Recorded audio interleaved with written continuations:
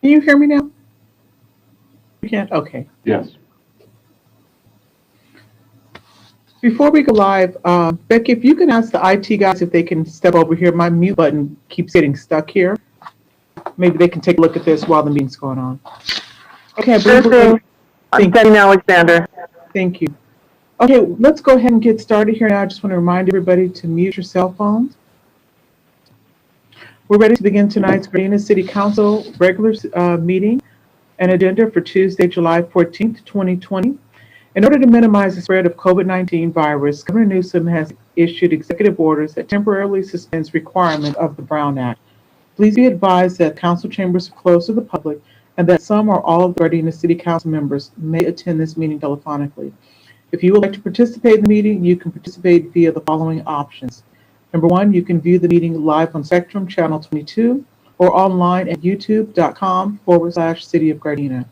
The second way to participate is before the meeting, you can email the Records Management Coordinator at krhee@cityofgardena.org by 5 p.m. on the day of the meeting and write public comments in the subject line. Comments will be read into the record up to the time limit of 3 minutes. The third way to participate is via the Zoom webinar. You can join the meeting via the internet or via phone conference. The direct URL is https://us0to.web.us/j/40252462. The phone number is area code 669-900-9128. The meeting ID number is 827-4025-2462. If you wish to speak live on a specific agenda item during the meeting, you may use the raise your hand feature during that item you wish to speak on. For non-agenda items, you will be allowed to speak during oral communications, and during a public hearing, you will be allowed to speak when the mayor opens the public hearing. Members of the public wishing to address City Council will be given 3 minutes to speak. The City of Gardena thanks you in advance for taking all the precautions preventing the spread of the COVID-19 virus. Madam City Clerk, will you call a roll at this time? Mayor Sura, Here. Mayor Pro Tem Henderson, Here. Councilmember Tanaka, Here. Councilmember Cascanian, Present. Councilmember Francis. Here. That concludes our roll, Madam Mayor. Okay, thank you. So we didn't have any closed session. We did, of course, have a study session prior to this meeting. So we're going to begin with the Pledge of Allegiance. I'm going to ask Mayor Pro Tem if you'll lead us in the Pledge of Allegiance. And immediately following that, we'll have our invocation. Councilmember Tanaka, if you will lead us in invocation, I appreciate that as well. Thank you. All right. Thank you, Madam Mayor. Put your right hand over your heart. Repeat after me. I pledge allegiance to the flag of the United States of America and to the republic for which it stands, one nation, under God, indivisible, with liberty and justice for all. Thank you. Let's pray. Father, we come to you again for another meeting, and we ask that you make it fruitful. We ask that all council members make decisions based upon what's great for our community. We thank you just for protecting us, watching over us. We thank you for all of our city employees who work so diligently and so hard to continue to make us the great city that we are. So, Father, tonight, as we make these decisions to better our community, let us make them with an open heart, open eyes, and an open mind. And at that, Father, we pray in your Son's name. Amen. Amen. Amen. All right. Thank you very much for that. Next, we're going to move on to, let's see, we have no presentations, no proclamations. We're going to move on to appointments. Does any member of the council have any appointments to be made to any commissions, committees, councils, or boards at this time? Madam Mayor, I do. Okay. I'm recommending for appointment to the Gardena Economic, or reappointment of Ms. Wanda Love to the Gardena Economic Business Advisory Council. Okay. Are there Madam any Mayor, other? I'll second that. Okay, before you second, are there any other appointments to be made that isn't on my sheet? No? Okay. There was a motion made by Councilmember Francis and a second by Mayor Pro Tem Henderson. Madam City Clerk, will you call the vote?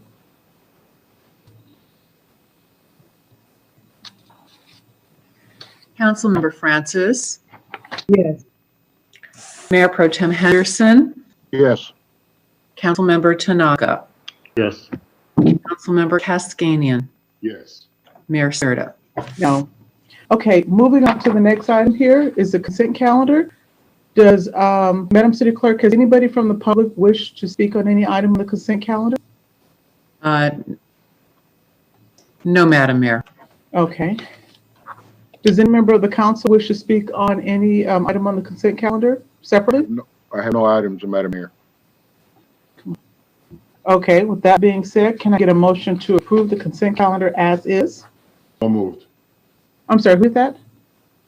Okay, is there a second? I'll second. Oh, I'm sorry, who seconded? Henderson. Okay. Madam City Clerk, a motion was made by Councilmember Cascanian and a second by Mayor Pro Tem Henderson. Will you call the roll, please?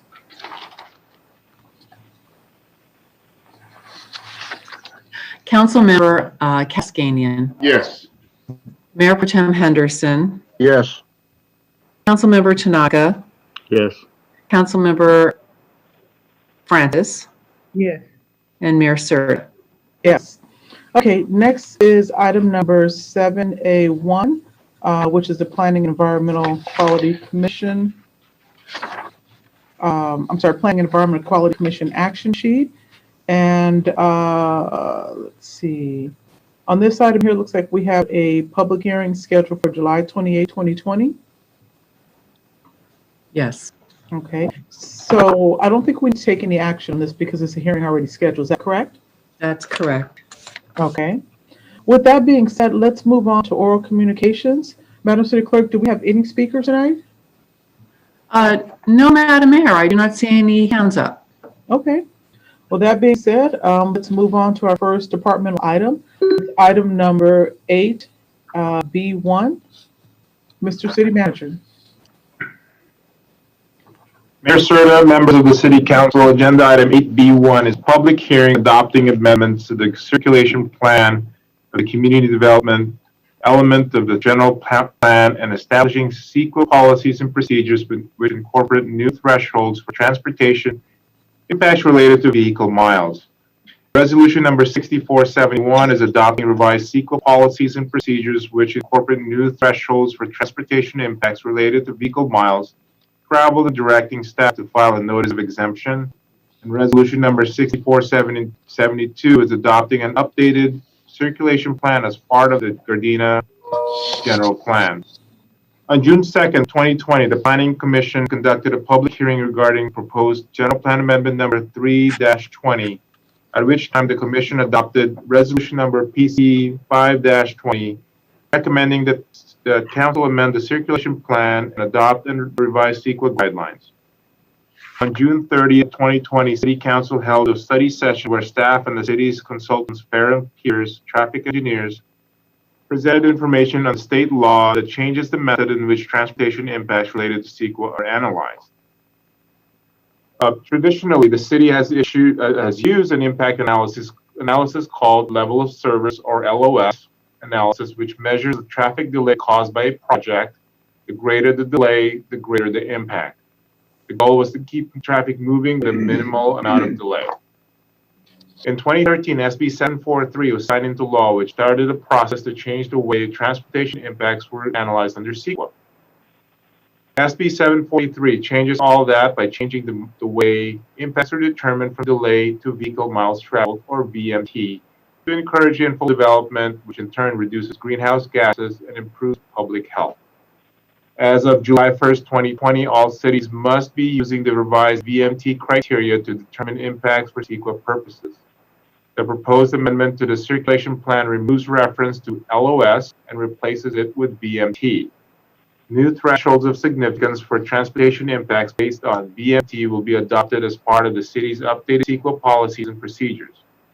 On June 2nd, 2020, the Planning Commission unanimously voted 5-0 to recommend approval to the City Council to amend the circulation plan of the city's general plan, adopt the revised CEQA guidelines which incorporate the new thresholds for transportation impacts related to VMT, and direct staff to file a notice of exemption. The city enlisted the services of parent peers to provide the city with the thresholds of significance based on VMT. and the CEQA policies and procedures. They will be presenting the information tonight regarding the city's circulation plan. I now turn it over to our consultants for a brief presentation. Thank you. And thank you everyone for having us back to present to you. I'm going to share my screen. Can you all see the first slide of the presentation? We're good. Fantastic. All right. So thanks again for the opportunity to be here tonight. My name is Emily Finkel. I'm a transportation planner with Fair and Peers. And tonight I'll be giving a brief refresher of this presentation, starting with an overview of the project, some background information on SB 743, and then we'll go over the specific changes in Gardena. My colleagues Sarah Brandenburg and Tom Gall are also on the line, and all three of us are available to answer any questions that you might have. So over the past several months, we've been working with city staff to help bring the city processes for environmental review of projects in line with the new state requirements that were triggered by SB 743. And this work falls into four main categories. First is an update to the circulation plan of the general plan to bring that language in line with 743 as well as another state law, the Complete Streets Act. The second is adopting CEQA policies and procedures that incorporate the new guidelines. Third is defining the process by which the city will be analyzing vehicle miles traveled under the new guidelines for its projects going forward, and that's the piece that's required under CEQA. And fourth is documenting a process for transportation assessment of proposed projects outside of what's required under CEQA to ensure that you all and city staff have the information needed to make decisions about potential changes to the roadway network. So we can do a brief overview next of 743. This is the timeline for this bill. So Senate Bill 743 was signed into law in 2013. And a deadline was put in place for local jurisdictions to adopt their new processes for analyzing vehicle miles traveled, or VMT, by July 2020, which is where we are now with this council meeting. So 743 shifts how we do transportation analysis in California under CEQA, and that it brings that transportation analysis process better in line with the state goals that are shown here around emissions, encouraging infill development, and public health. And to address these goals and criteria, the state guidance focuses on analyzing vehicle miles traveled. So this is a shift, as was mentioned, from the way that we're currently analyzing transportation impacts under CEQA. The current process is measuring those impacts using a concept called level of service, or LOS. And this method provides information about the level of vehicle traffic in comparison to the roadway capacity, and is often described in terms of the delay or seconds of delay experienced by drivers. So for the purposes of CEQA, the change from SB 743 is that it eliminates LOS as a metric for transportation analysis and replaces it with VMT.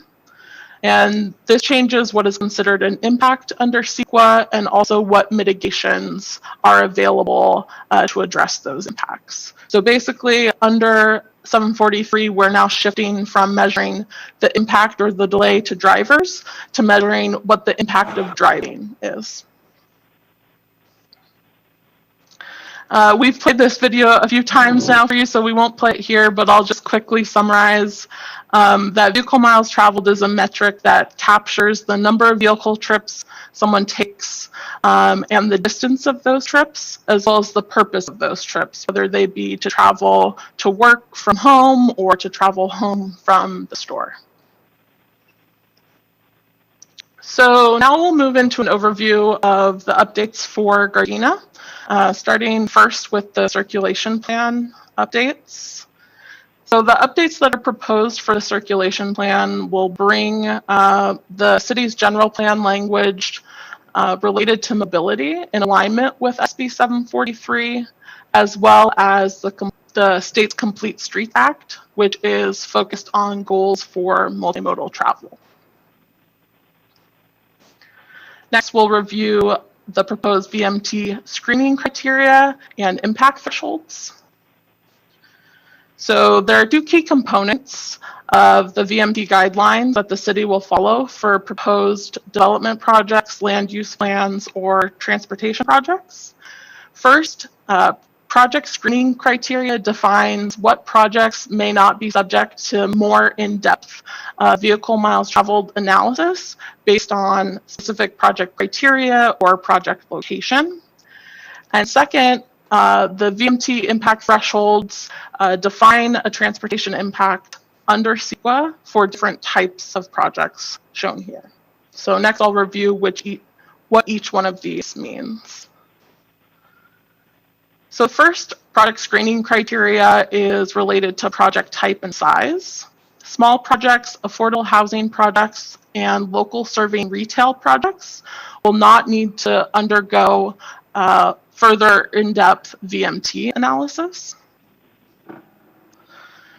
Projects that fall within a low VMT or VMT efficient area within the city, based on data from SCAG that shows what the per capita VMT is for different areas of the city. So projects that fall within those low VMT areas will not require this VMT analysis. And the map for those residential low VMT areas is shown in blue here on the slide. Low VMT areas, this project screening criteria also applies to employment projects. So the map here shows where you see those low VMT areas in the city for work VMT per employee. Question. Yes. Sorry to interrupt, but I just need explanation because I was going to ask you this question last time. I didn't get the chance. Went over. Why are the on the bottom we have on the map on Gardena map where is like I don't know Artesia going south? It's red, and on the top, right, yeah, exactly. So. I mean, what does this mean? That means that there is more higher population, more people driving vehicle in this particular area, or what does that mean? It means that the trips that are related to work, so people traveling from home to work, those trips are longer in the areas shown in red. So they're traveling more than usual Gardena residents within the city limit. Longer trips per employee, yeah. I see. Okay, thank you. All right. So project screening criteria. The third option here is proximity to high quality transit. So project within a half mile of high quality transit can be screened out and don't require further VMT analysis, as long as they meet a couple other criteria related to density or parking, as well as some constraints around replacing affordable housing units and being consistent with the SCAG RTP SCS plan. So for projects that do not meet any of the screening criteria that we just reviewed, a VMT analysis will be required and an impact will be defined by the thresholds that are shown here. And that will be dependent on, the threshold will be dependent on whether it's a proposed development project, land use project, or transportation project. So in addition to the new VMT guidelines, the city will also have updated local transportation assessment guidelines outside of the CEQA process that will help provide staff and on the council with some additional transportation related information in order to assess proposed projects. So depending on the size of the project, the local transportation assessment guidelines may require information from what's the number of trips generated by a product, what are the forecasted intersection volumes adjacent to that project, when accounting for other planned projects nearby. And for larger projects, it includes still taking a look at level of service analysis to understand what intersection capacity improvements might be required to accommodate new traffic volumes.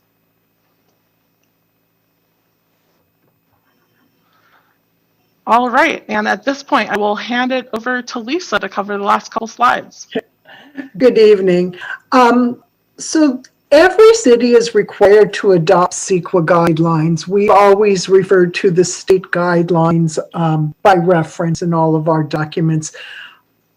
I would swear 30 years ago, that was one of the first projects I ever worked on, was adopting CEQA guidelines.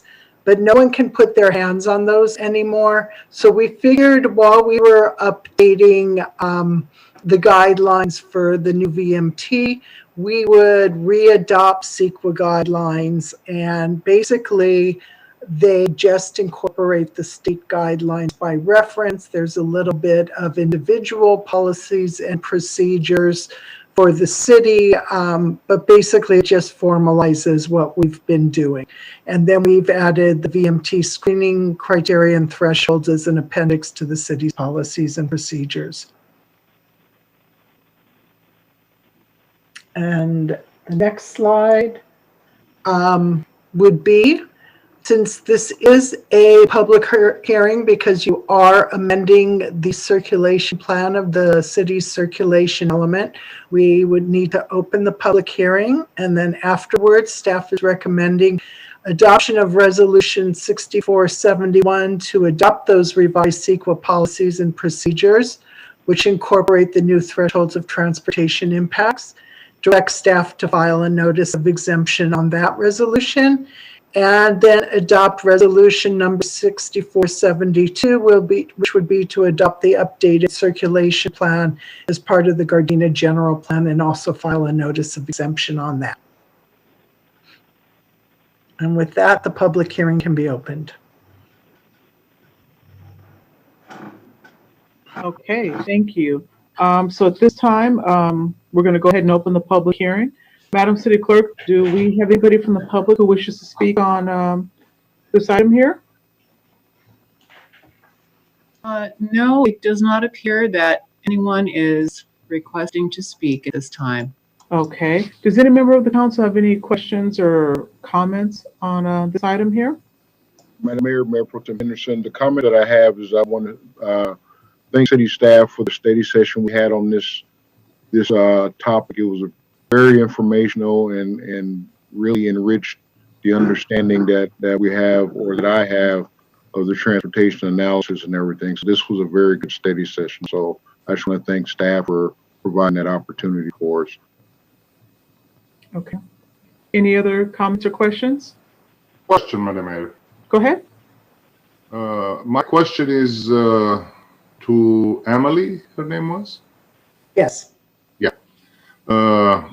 I'm still would like to find out, how do you guys determine the people traveling, two red areas still concerns me, that only that two particular area they travel more to work, or they drive more vehicle, so to work back and forth, and everywhere else in Gardena is only like in green or yellow. So the travel patterns that inform the low VMT areas are based on the SCAG travel demand model.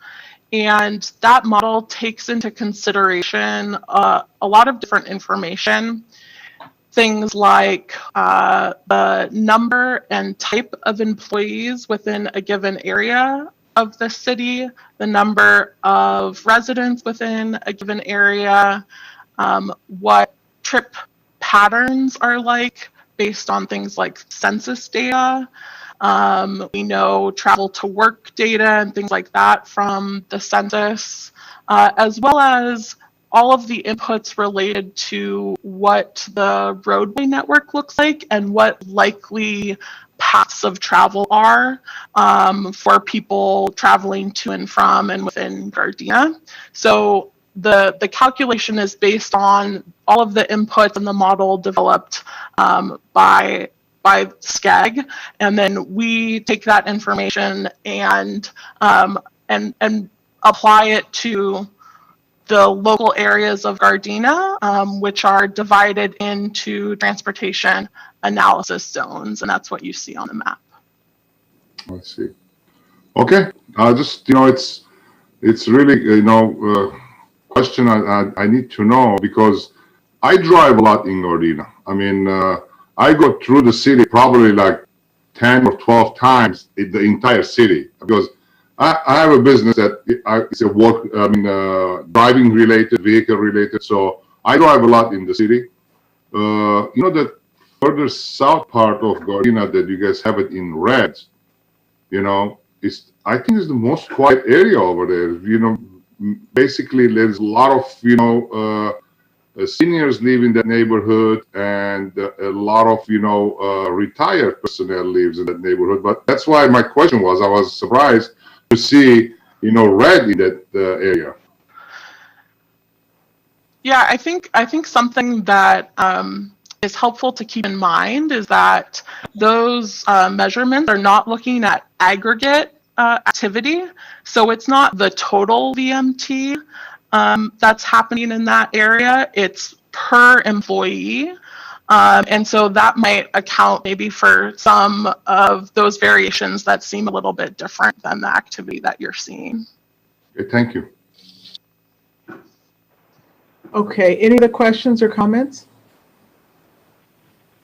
I have a question, Emily. How often is this information updated? Because I'm just curious, like you said, I know you get information from various places, SCAG, census, etc., but I'm just curious, like if somebody were to call your house, do a survey periodically and say, I've had people call and they, ask, do you want to participate in a survey? And I go, no, but is it, I'm curious now, since Councilman Kaskanian brought this up now, like, I don't know if anybody or I've ever given up information like that. And I'm curious how many other people have as well now. Yeah, so the SCAG model is updated every 4 years, Okay. and it's primarily based on inputs and changes related to what employment and residential patterns look like from data provided by the city. And other inputs like census data, those would go into model update just as often as they're conducted, right? So the full census every 10 years, but the American Community Survey data or other data from the Census Bureau could be input more often. But SCAG is taking and aggregating all that information every 4 years. So we should expect another model update to be available later this year, probably. Okay. All right. Thank you. Are there any questions or comments? If not, I'm going to go ahead and close the hearing. And Attorney Vasquez, question, do we take up these two resolutions separately or can we vote on them together? You can vote on them together, Madam Mayor. Okay, thank you.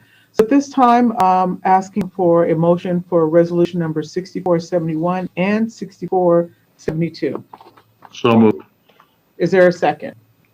Second. Okay. Madam City Clerk, a motion was made by Councilmember Tanaka and second by Councilmember Kaskanian. Will you call the roll, please? Councilmember Tanaka, Yes. Councilmember Kaskanian, Yes. Mayor Pro Tem Henderson, Yes.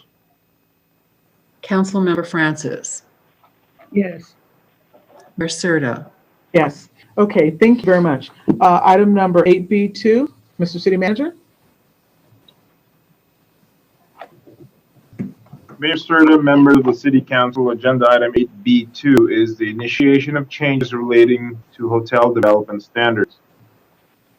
Staff respectfully recommends this for City Council to provide direction to staff on whether to implement changes to the general plan and zoning code relating to hotel development in the city.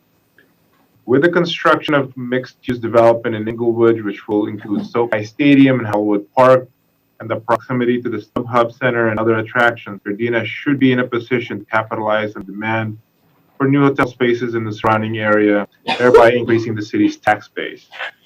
However, the applicable development standards of the general plan and zoning codes are prohibitive to the development of new hotels in the city.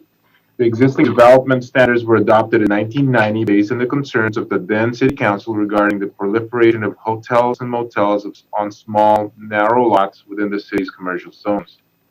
These motels lack amenities such as open space, adequate parking, landscaping, and recreational facilities.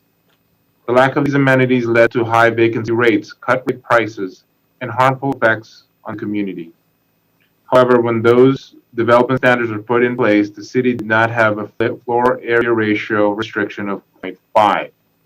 If it pleases the council to continue with this endeavor, an amendment to the general plan and zoning provisions that would allow increased development, i.e. an increased FAR, must be analyzed under CEQA to determine the impacts of such increases. The cost of CEQA analysis is estimated to be approximately $80,000 to $100,000, and staff will solicit several bids. At this point, staff is only looking for general direction from the City Council and the specific development standard changes to the general plan and zoning code, which would be brought back to the Planning Commission and then the City Council. However, staff does need some direction to help guide the environmental assessment. If the Council agrees to change the development standards, and motion to direct staff to implement the changes would be in order. We have Acting Director Berrigan and Assistant City Attorney Kranitz available to answer any questions. Thank you, City Manager Osorio. Good evening, Mayor Serna, members of the City Council. Before we get started, just to kind of refresh your memory, a few months ago or about a month ago, time's kind of flying, we had a study session to get your feedback on proposed development standards in the residential zones. And as you may remember, before we did that, we discussed the changes we discussed the current code with members of the development community, developers, architects, and other planners to get their feedback so that we could craft a zone code that met today's modern design standards.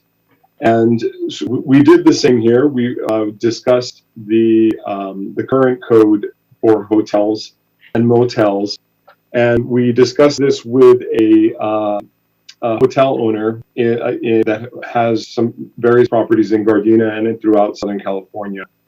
And we wanted to get his feedback and on what the challenges were with our code and what he would recommend. Although we don't have a specific project, we do want to go ahead and we wanted to demonstrate what the recommendations of the developer were, and then also what our recommendations are, if any. Next slide. The first component that we would like to discuss with you is the approval mechanism. Currently, the hotels are allowed in the city with the CUP.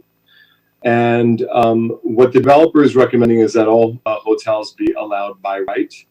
Although we do agree, we do have some a slightly different recommendation, and that is to separate hotels and motels completely. And motels would still be required under a CUP, because we do understand that there still are concerns with motels, and also with the current council, and also with the council, the previous council. In the 90s, but also we wanted to have a mechanism for hotels with various amenities that stand apart from motels and other types of, or other tiers of hotels. So we are working on a method to that would not necessarily be a CUP, but it would also not necessarily be allowed by right. The other component is the FAR. currently the FAR is 0.5, meaning that, as you can see here in the slide, if there is a lot that is 50,000 square feet, a 0.5 FAR would allow a building of 25,000 square feet, or half the size of the lot. So that building could be a 1-story, 25,000 square feet, or a 2-story, 12,500 square foot a floor each, as long as it didn't exceed 25,000 square feet. What the developer is asking is a maximum of 1.9, and we're pretty on the same page with the developer. However, we're proposing a minimum of 1.5 or 2.0 FAR for hotels, for these types of hotels. In addition to that, we have minimum lot size. Right now, the current code is a little bit prohibitive, and its minimum lot size right now is 1 acre. The developer was requesting a minimum of 25,000 square feet. When we're pretty close and we would recommend reducing that, the lot size to half an acre. Next slide. In addition to that, currently the setbacks in the commercial zones are 10 feet for all street frontages. So that is, if a lot is a corner lot, each side of the lot that fronts the street would require a 10-foot landscaped setback. For hotels, there's a provision in the CP section for a 20-foot setback. That's the front yard setback. And then there's a 5-foot setback for the rear and side yard. What the developer is requesting that the setbacks are reduced to 5 feet. And we are kind of on the fence, or we're meeting them halfway. We believe that yes, we should reduce the setbacks for hotels, and we think that 20 feet is a little bit too excessive. And we wanted to bring the setback in line with the commercial setback standard, which is 10 feet. However, we are also recommending, and this is something that we've been wanting to do for a while, was to reduce not the front setback, but the side setback, if it's on a corner, from 10 feet to 5 feet. So this would allow for a little bit more flexibility. And Lisa, you want to take that for the parking? Yeah, so currently the parking ratio for the city of Gardena is higher than most other cities in the area, as you could see by the chart that we included of what other cities did. Right now, Gardena requires 1 space for every room, then an additional space for every 6 rooms for employee parking, and then spaces for additional uses such as a conference center or a restaurant that would be open to the public. The developer has requested 80%, a 0.8 ratio for parking. For hotel rooms, if there's more than 80 rooms, otherwise do a 1-to-1. Staff's recommending, and right now, to look at reducing to a 1-to-1 requirement for the first 100 rooms, and then a fractional rate for 100 plus rooms, like a lot of our neighboring cities have done. And then using, if there are additional uses that would be open to the public, then you'd have to have additional spaces for that. I mean, it's one thing to have a dining room that's geared just for the hotel guests, breakfast bar just for the hotel guests. But if you've got a full-blown restaurant where people are going to be coming, be it you stay at the hotel or you just live in the city and it's a great restaurant, then you should provide parking for that. The other thing we're recommending there is that if we go with the 1-to-1 requirement and then fractional, allow a developer to provide a parking study that would show that perhaps in that location, 1-to-1 is too high of a rate. I do want to say on what we're talking about now, these are just our initial thoughts, because we need to have something on the books for our environmental consultant to look at. But it gives you a general idea of where we think we should be going and a general idea of where we want input from the city council. And Ray, was there one more slide or was this it? Yeah, there's one more slide. Oh, and then parking spaces. The developer originally had wanted reduced size parking spaces, and we told them after what we just went through in the residential zone, we were not going to bring that forward to the council again because we explained what we had gone through. There was a request then that the developer wanted to allow up to 30% of the spaces be for compact parking. The code currently allows 25% to be for compact parking. Staff really has no opinion on this. There were a number of other areas that we had included in the council packet, but we don't think those are significant enough to bring to the council right now to get going on an ordinance that we would need to, undergo environmental review and then come back through planning commission, city council, unless the council had questions on that as well as what we've just presented to you. And Ray, you had some pictures? Right. So we have some exhibits of what FAR, it's on paper, it doesn't necessarily translate over well. So we had some pictures of what FAR looks like on the ground. So you can just scroll through the next slides, please. And this will show the next slide. Yeah. The FAR for certain buildings. So this is Best Western on Western. This is a 1.3 FAR. Next slide.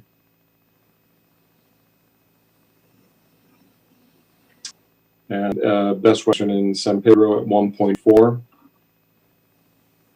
Next slide. Crown Plaza in San Pedro at 1.9 FAR. Next slide. The New Gardena Hotel in Redondo Beach at 2.0 FAR. And next slide. And the Renaissance in Long Beach at 3.5. This is above what we would be proposing, but just again to give you an example of what FAR, what the bulk, what the density, what it looks like when it's built. And that concludes the slide presentation. And so with that, we're here for any questions and any feedback that you may have. I have a question, Madam Mayor. Go ahead. Thank you. Thank you for the presentation, Assistant City Attorney and Acting Director Bargon. Just for the record, can you tell our viewers what the FAR stands for, so they would know what the FAR is? I'm sorry, FAR stands for floor area ratio, and it's essentially the ratio of how much building space you can put on the property compared to the size of the lot. So as Ray indicated, to begin with, a 0.5 FAR means you could develop half of the square footage, so 50,000 square foot lot would be 25,000 square feet. Yes. A 1.0 FAR would mean you could do 50,000 square feet of development, and a 2.0 FAR would mean you could do 100,000 square feet of development on 50,000 square foot lot. Okay, perfect. Just for, some of our viewers, they might not understand what's the FAR stands for. You're absolutely right. Bringing that up. Yeah. Now I have a question. If we can go back to the parking lot slide.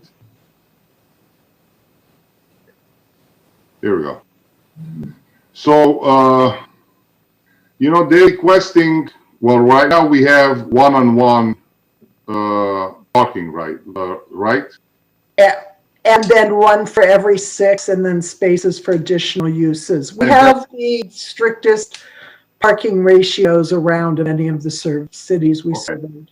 And the developer is requesting 80% of the hotel rooms to be considered, right, for the parking? Right. Okay. Right. So our local hotels, I did ask, few owners in several occasions and in events. I met them personally, and I was told that they have, our local hotels, they have like 86% capacity at winter time, and it goes up to 93% capacity at summertime. So if we allow them 80% of the hotel rooms, then we are going to be having problem for parking lot, right? Not necessarily, because not everybody drives their own vehicle in this day and age. With the advent of Uber and Lyft, there are a lot of people who take alternative modes of transportation to get to rooms. But that's one of the reasons we were saying maybe go one-to-one, but if there's a study that shows you're near a transit line, let's say you're going to go up to SoFi Stadium for a game. Yeah. And you're close enough to get off at, let's say, that Crenshaw line and take a bus line or grab a quick Uber somewhere between getting off at a metro line and a hotel. So not everybody has a car. Yeah, I understand. Lisa, my concern is, I'm always, make me a little bit nervous about the parking issues, because we do have parking issues in the city of Gardena. And I don't know if we can say if Uber, if the Lyft, if transportation, I would like to step on a solid rock.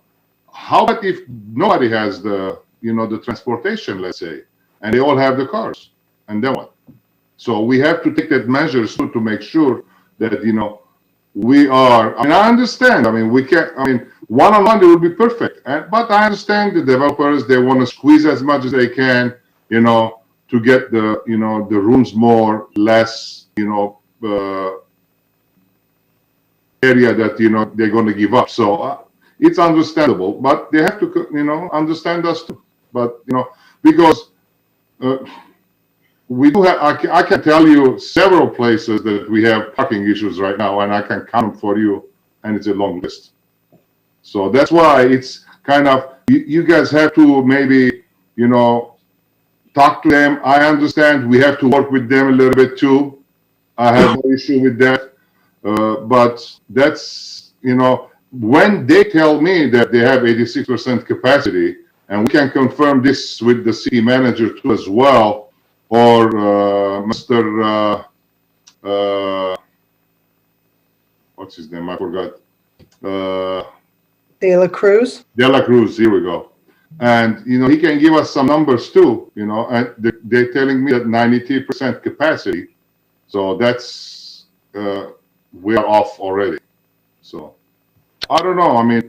I'm not trying to be, the bad person over here or the tough person over here, but I'm just trying to work things out too, so we will not have parking issues in the city of Gardena. Thank you. Any other comments or questions? Madam Mayor? Yes, go ahead. My big concern is that I really believe that we should, in terms of developing policy or changing ordinance, I really think we need to really take a look at what's going to work best for our city and the people that are going to be coming to our city. Versus, I know developers' needs and concerns should be taken into account as well. But at some point, I heard more about what developers want versus what we want or what would work best for us.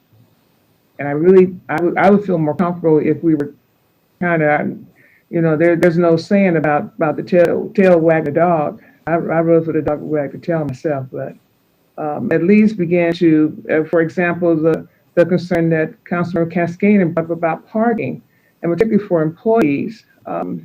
Where they're going to park if we have fully staffed employees, where would they park if the hotel, I hope that if a hotel comes to our city, it's going to have at least 90% occupancy or even on a good day, 100%, where they're going to park. And then guests have visitors, even though they may not drive, but often guests have people that come to see them. Where, if you have relatives that are out of town guests and they come, and maybe the family wants to come and visit them at the hotel, we just want to make sure if there's a dining room that we residents may want to go and have lunch there. I don't know, but at least we need to take a look at more of a viewpoint of what's going to work best for us, because I'm sure there is some common ground, because what worked best for us, I believe, is going to work best for the developer as well. Of course, Councilmember Francis, and this is a first step. And of course, these changes will then go through notice public hearings before the Planning Commission, before the council, where the citizens will have, as well as anybody else, has the right to give input. But it was the developer who brought to our attention that you can't develop a hotel in the city. So this is our starting point. This is, as we said, we're seeking council input to get started, and then we'll go through the full environmental process, and the public will have the opportunity to comment on the environmental document as well as in the public hearings. And at that point, we get to get public input and see what our citizens want as well. So I have a quick comment. I do think it's a good idea, like was mentioned, about putting, public policy in there. But at the same time, I want to make sure that we're not too strict, because we don't want to run developers away. Because in the past, I've had the opportunity to work with a lot of developers, and for some reason, it's just like we always get looked over. And we have a great opportunity with that new stadium coming in Inglewood. Well, it's here already now, but just to be able to capitalize on some of that. So yes, we definitely need to put policy in. Of course, that's going to be good for our community, but I just think we should ease up a little bit more. And the developer can throw out, a lot of great suggestions, but I just want to make sure that we're not too rigid here. I think it's a great idea to continue moving forward hotels. Sometimes it's really fortunate when you see people go from the airport, they pass up Gardena and they'll go to Carson to one of their hotels, or even to Long Beach. And, we're freeway accessible. So if they're not stopping at LAX, they're just going right past us. So I think this is a great opportunity for us to be able to kind of like capitalize on some of that as well. So I think this is a great start as far as moving forward, that idea to look at these possibilities here, because TOT on this would be great for us as a city. And like I said, we're freeway accessible. So I just think it'd be really good. And we're 3.5 miles from SoFi Stadium. Gardena definitely should be on the map for that. So are there any other comments, questions? Madam Mayor, this is Mayor Pro Tem Henderson. Go ahead. Madam Assistant City Attorney, so in regards to this introduction, as far as getting some guidance from the council, this opens that conversation. If a project were to come up, we can still discuss the parking ratio. Let's say, although they propose 80%, and right now we're at 1-to-1, if we decided that, this is good, but we believe 90% is probably feasible and everything, would that be a deal breaker for folks trying to develop in areas? I think this one developer, and he owns one of the hotels in Gardena, I can't remember which one. He has indicated that other cities have more modern standards, and he cited us to Glendale, which was a 0.8. He had cited us to Los Angeles, the city and the county, and we didn't feel that those were comparable. Santa Monica, Los Angeles, the county of Los Angeles are just a different animal and shouldn't be compared to that. So if we develop standards, and even if you lower it from 1-to-1 to the first 100 rooms, and then you drop to after that, you only need a 0.5 per room or a 3/4 per room, which is what a number of the neighboring cities have. You'd lower it. And if you got rid of the employee parking, because you have to remember, guests check out, there's peak times. The nighttime when everybody's sleeping there is probably your peak time for your hotel guests, and the hotel guest parking, that's not your peak time for the staff who come in during the day after people have checked out to do the cleaning of the rooms and the servicing. So there is somewhat of sharing of those spaces, why you don't need one space for every room and then a certain number for every employee on top of that. If if our ordinance comes back and you set a ratio of, let's just say 1-to-1 for argument's sake, and you do not give the option that they could come in, well, then you could say they could apply for a variance, but those are hard to get because you have to show something unusual about the property, which is why we say show a study for that specific site. If you didn't want to give just as a whole the lower standard, that would then pull it out of being allowed by right, which is what some of the developers saying. And I think we've heard this from some other people too, that all the hoops you have to jump through can delay the process. And the environmental that's required with the CUP can delay the process. And I hate to say this, but there's a lot of unions out there who get attorneys to front for them. They come up with names like Safer or Citizens of X, and what they're really looking for is pressure for prevailing wages, project labor agreements. I've always been a big believer in CEQA, and I've got several projects lately where the union-backed groups have significantly added costs in other cities. So developers would like to be of right so that they don't have to jump through and open themselves up to frivolous litigation on CEQA. Okay. And that, I think, is another thing they're hoping to get with the higher class of hotel, taking care of the concerns that were raised 30 years ago by the city council. Okay, and then my second part, I thank you for that detail. That'll be something else we'd have to deal with. But could we also, in regards to parking, make the recommendations that instead of it all being at ground level, maybe creating subterranean parking opportunities?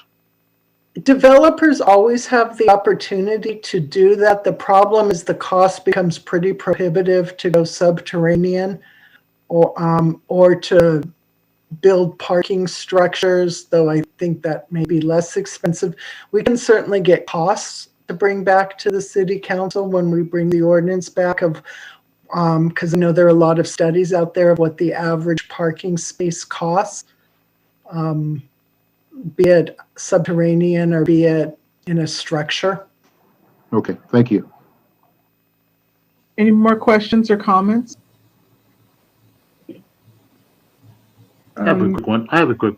Go ahead. So I agree with Madam Mayor. We can't miss out on this opportunity. I attend a lot of meetings with that Mayor Butts is at, and he's doing a tremendous job with the transportation issues, especially getting transportation to get to the SoFi Stadium. And I think as close as we are, I think the mayor's right. We don't want people going to Carson off the 405. We don't want them to go to Torrance, the Marriott. We want them to come to Gardena and spend their money here. And if we're too prohibitive, it is a problem. And the ordinance that we have now is pretty old. It needs to be updated. But I think this is just, these are talking points right now that we need to discuss to see how we change it to make it better for the people that want to come build here. And I think Mark's right. We can deal with parking as it comes. There's a lot of issues that we can deal with, but I think we need to get a new ordinance in so that people can come and develop and see that we're being a city that's flexible.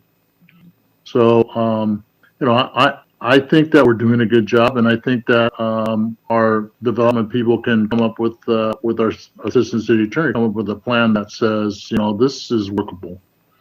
And we need to take, I guess, suggestions from developers because they're building hotels all over the place.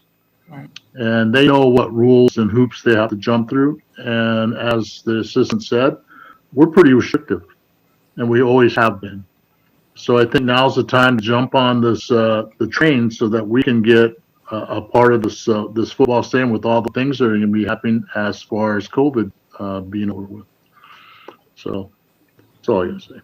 From a CEQA perspective, probably the most important thing that the CEQA analysis will be looking at will be the increase in intensity of building, going from 0.5 to be at 1.5 or 2.0.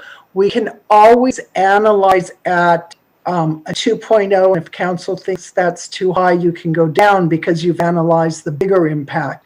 But you can't analyze at 1.5 and then decide when you get to the hearings, oh, gee, we want to go to 2.0 because you didn't look at that increase in development.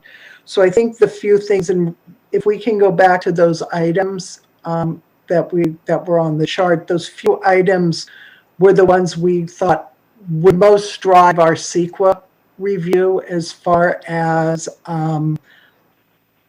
how intense the city, if the council was in agreement with us looking at 2.0, then that tells us where to go.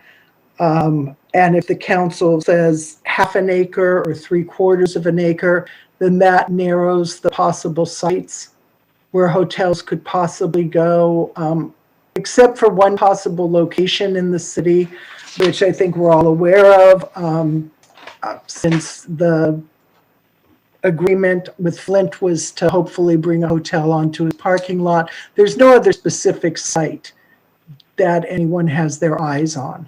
So the consultants have to kind of look around and figure where could it possibly go, what would be, available sites, and do what's called a programmatic analysis, where it's not site specific, but more overall what could happen. Madam Mayor. Go ahead. I just want to make sure that we're clear. Certainly, ordinance that was written so long ago should be updated. There's no doubt it should be modernized. I just want to make sure that we do what's best for our city, and I do believe that we can have it both ways. I really think we do what's best for our city and what's going to work for the developer, and that's attractive and that people are going to want to come to because it's a great place to be, a great hotel. I think it's doable. The other thing I want to suggest is that at this point, we don't have really enough information to have a whole conversation about parking or how it should go. Is there any way that we can look at what's going on in comparable cities in terms of parking, or what the latest? That was included in the agenda packet on the hotel comparisons of other cities. I didn't find it. Maybe I need to take a look again, but it didn't seem to. Like page 5 down? Yeah. I cannot tell you what page in the agenda packet. That's all. I just wanted to make sure that. I can tell you Inglewood does 102 for the first 100 rooms, and then it's 50% for each room above 100. Hawthorne is 1-to-1 for the first 100 rooms, with then 0.75 for the next 50 rooms. Yeah. 0.5 above that. I think Hawthorne might work a little better with me because Inglewood, I work in Inglewood, and I can tell you this: that Inglewood will, and it's not knocking them, but Inglewood open up a restaurant on the street without a parking lot, and then there's meter parking all the way around it. So I'm just, they have different standards and different ideas about what works for them. So that's all. As part of this review, it'd probably be a little bit additional cost from what we originally anticipated, but we can certainly have traffic engineers, and recommend LLG, who does most of the city's traffic work, can come up with parking type studies, review literature. Unfortunately, you can't go out and look at our hotels right now. All parking studies, traffic studies, everything is skewed in this day and age because nobody's at the occupancy they want to be at with the pandemic. But certainly, they have enough experience and they've done parking studies for other type hotels where they could provide valuable input. Yes. Thank you. That was all. Lisa, I just want to refresh my memory again. You said we can start at a one to one and go up, but we can't go down, or was it the other way around? So what I'm saying is you can, the most important thing we're looking at, parking really isn't a CEQA consideration anymore unless your parking standard was so low that you would certainly have spillover parking that would have negative effects, environmental impacts in the surrounding neighborhood. Okay. But parking was taken out of CEQA.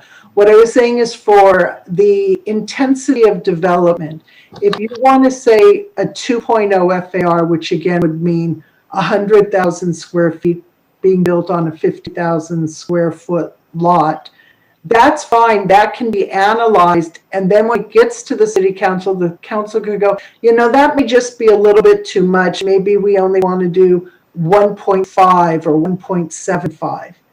And that's fine because you've looked at the higher intensity of development. But what you can't do is start at 1.5, analyze, what would the addition of 4 or 5 additional hotels in the city at that threshold of development be?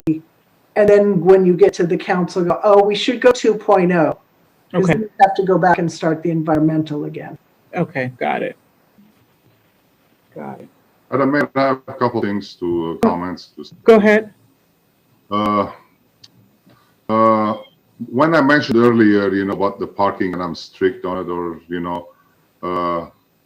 as I said earlier, I want to say it again, I'm not trying to be, the person that doesn't want the developers to come, or I'm trying to, get the developers away from our city. As a matter of fact, I'm working with 2 developers. It's been several years now, but the locations that we're working on is not working out for them, for the developers.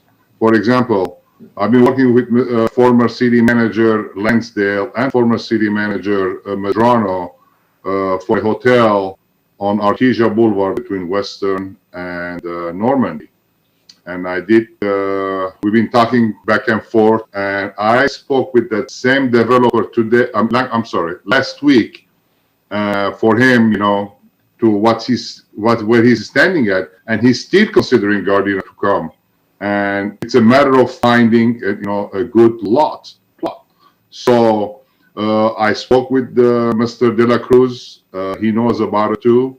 And there is another project that I'm trying to bring a hotel building on Western Avenue between Rosecrans and 145th Street. There is an existing business, and we're trying. The owner of the existing business is thinking to sell the property, and it's a pretty good sized property. So I am working on it. I mean, I'm trying to bring hotels into the city as well, but we don't want to have problem with our community that the hotels are built, and now the people are parking on the street, the employees are parking on the street. I just want to make sure that our community, they are welcoming this too as well. They're not going to complain, and they're not going to protest this and protest that. So that's my concern. That's basically it. So I'm working with developers too, so to bring, I am well interested to bring businesses into the city. Thank you. Okay. Any other comments? No comment, Mammy. I guess my overall concern, parking is certainly a part of it, but my overall concern is that we're not creating zoning ordinance project by project. Yeah, and does that make sense? Yeah, if I'm not mistaken, let me just piggyback. Lisa, this is just the standard we're starting with still, right? Just so. Yeah, this is going to be a complete zoning. I guess probably what threw me off with this and what the developer talked to, developer. And I thought, well, are we talking in terms of making a zoning ordinance just for hotel zoning, or zoning ordinance just for hotel's sake, or for, that's why the other reason I made a comment. I just want to make sure that we're not going zoning project, what do you call it, spot zoning. I don't know if that's the right word for it, but just project by project. You know, every time someone comes in and says, "Oh, I want to do this," and you say, "Oh, well, let's take a look at the zoning ordinance. Oh, we need to change this, or we need to create this." That's all. And certainly, no, since our ordinance is so old, since 1990, there is room for changes. But I just want to make sure that's my other concern, and I'm done. For most of the changes we're talking about, except the side yard street setback, which we think needs to be fixed for everything, this ordinance we're talking about is changing the hotel development standards because it has its own section in the code as to what is specific to a hotel and not other commercial development in the same zone. We would love the money to do a wholesale code revision of our zoning code. It's horribly out of date. It needs to be fixed, but unfortunately we can only tackle it bit by bit. I wasn't referring to any other type of commercial development just because we're talking about a hotel ordinance. So I wasn't referring to any other commercial ordinance. I was specifically talking about something for a hotel. That's all. Okay. Any more questions or comments? Because we need to give the staff direction on this here.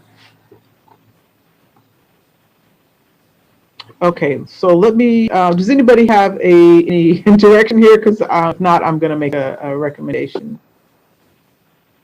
Okay, if not, then what I'd like to do is to make a recommendation that the staff does consider moving forward with this. And I think it would probably be prudent to, hopefully I'm saying this the right way, to start with the 2.0 FAR. Am I saying this the correct way? That's correct. Start that way. And I don't remember if it got over a certain number, then we have the option. We can go 1.5, or I apologize if I didn't catch all that. You can go down in FAR. As long as we've analyzed the maximum, you can always reduce the project. As I said, I think the other main thing staff is looking at is, does the council have any feeling on what the minimum lot size should be for a hotel? That would help guide this. Minimal lot size. Okay. But as Raymond indicated, right now it's 1 acre, which is a big piece of property. There isn't that much left in the city where you can grab a whole acre anymore. Well, Madam Mayor, I spoke with a few developers, and their request is minimum 25,000 square foot lot to put the hotel building on it. So that's why they requested from me if there is any in this city. So I'm assuming half an acre to 25,000 square foot minimum. 25,000 square foot, wouldn't that be more than a half an acre from what yes, it is slightly over half an acre, yes. Okay. Because when I'm looking at some of the comparisons here on, I want to say this is maybe page 4 here, I'm looking at some of the other hotels that are like Gardena Terrace Inn. That looks like that's a half an acre. Roadway Inn is at 0.75.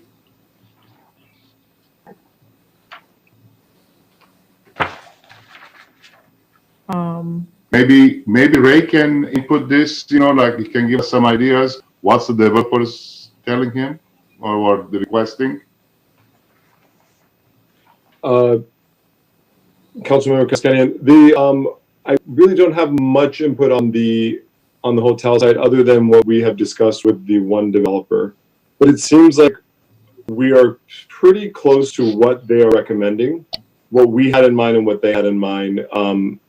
They're pretty close. Like, for instance, the minimum lot size, we were proposing minimum of half acre. They were proposing 25,000 square feet. Half an acre is 21,000 square feet. Yeah. So ours is a little bit more permissive, what we're recommending. If everyone's okay with it, let's consider start with a half an acre, because unfortunately I wish I could conceptualize this a little bit better here. I'm just looking at some of the examples because I have driven by some of these locations and to kind of have an idea. Yeah, as Lisa, brought up earlier, we don't have that much lots anyway, bigger than half an acre. So That's pretty much is. But that's not to say that that developer would not buy up properties and assemble them together either. Correct. You know, they can buy a half an acre and then buy the next door property if they want to do that too. So Could be. yeah, I think we would feel safe maybe with a half an acre. How does the rest of the council feel on that? This is Henderson. In regards to the minimum lot size of a half an acre, can you get FAR 2 on that, Lisa? So if you had 21,780 square feet, you could multiply that. Would a 2.0 FAR be 42,000 square feet, Ray? 42,000? Right. 43,560. So That just would be a tall building then, right? Right, and one of the things which we did mention is there was a request to go up 5 feet in minimum lot size and let it come in a little bit closer to the R3 zones. But yes, you can go taller, and that's still taller and a smaller footprint rather than just taking over the whole lot, and that can leave them room for surface parking or a different size parking structure. There's all different ways to configure it within the parameters of your setbacks and your height. Okay, thank you. Yeah, I'm in support. Best Western on Rosecrans and the Western, the lot size is 1 acre, and they are up 4 stories, are they? And they have about 80 rooms. I think they have, is that the Best Western Plus? Yeah, they got 4 stories and there's 64 rooms. Yeah, 64. I'm sorry, 64 rooms. Yes, and they have swimming pool. They do? They do. Yeah. Right. So. Okay. You know, So like the question was 1 asked. acre lot. So like the question was asked, and if we went with 50,000 square feet and let's just say we're talking FAR 2.0, we could easily be talking about minimal a 6-story building, correct? We would still have height requirements. Just Right. because we put in a 2.0 doesn't mean they could necessarily get to 2.0 if they had a smaller lot. They just may not be able to do that. Because again, we can get them to come, we can have some discretion and bring it back down. Yes. Okay, Local control. yeah. Okay. So So, the ordinance, not hotel by hotel. right, okay. So is the council comfortable with that? FAR at 2.0 would with the lot size at half an acre? Yes. Yeah, I'm fine with that. I'm sorry, Henderson, Yes. Cascanian, Yes. Tanaka? Yes. Okay, Francis? Yeah, that'd be okay. Okay, all right, so I think that's the direction you guys need at this time, Yes, thank you. okay? That's All right, nice. well, thank you guys for putting this detailed information together for us. I'm sure there'll be more to come, so. Okay, so let's move on to item number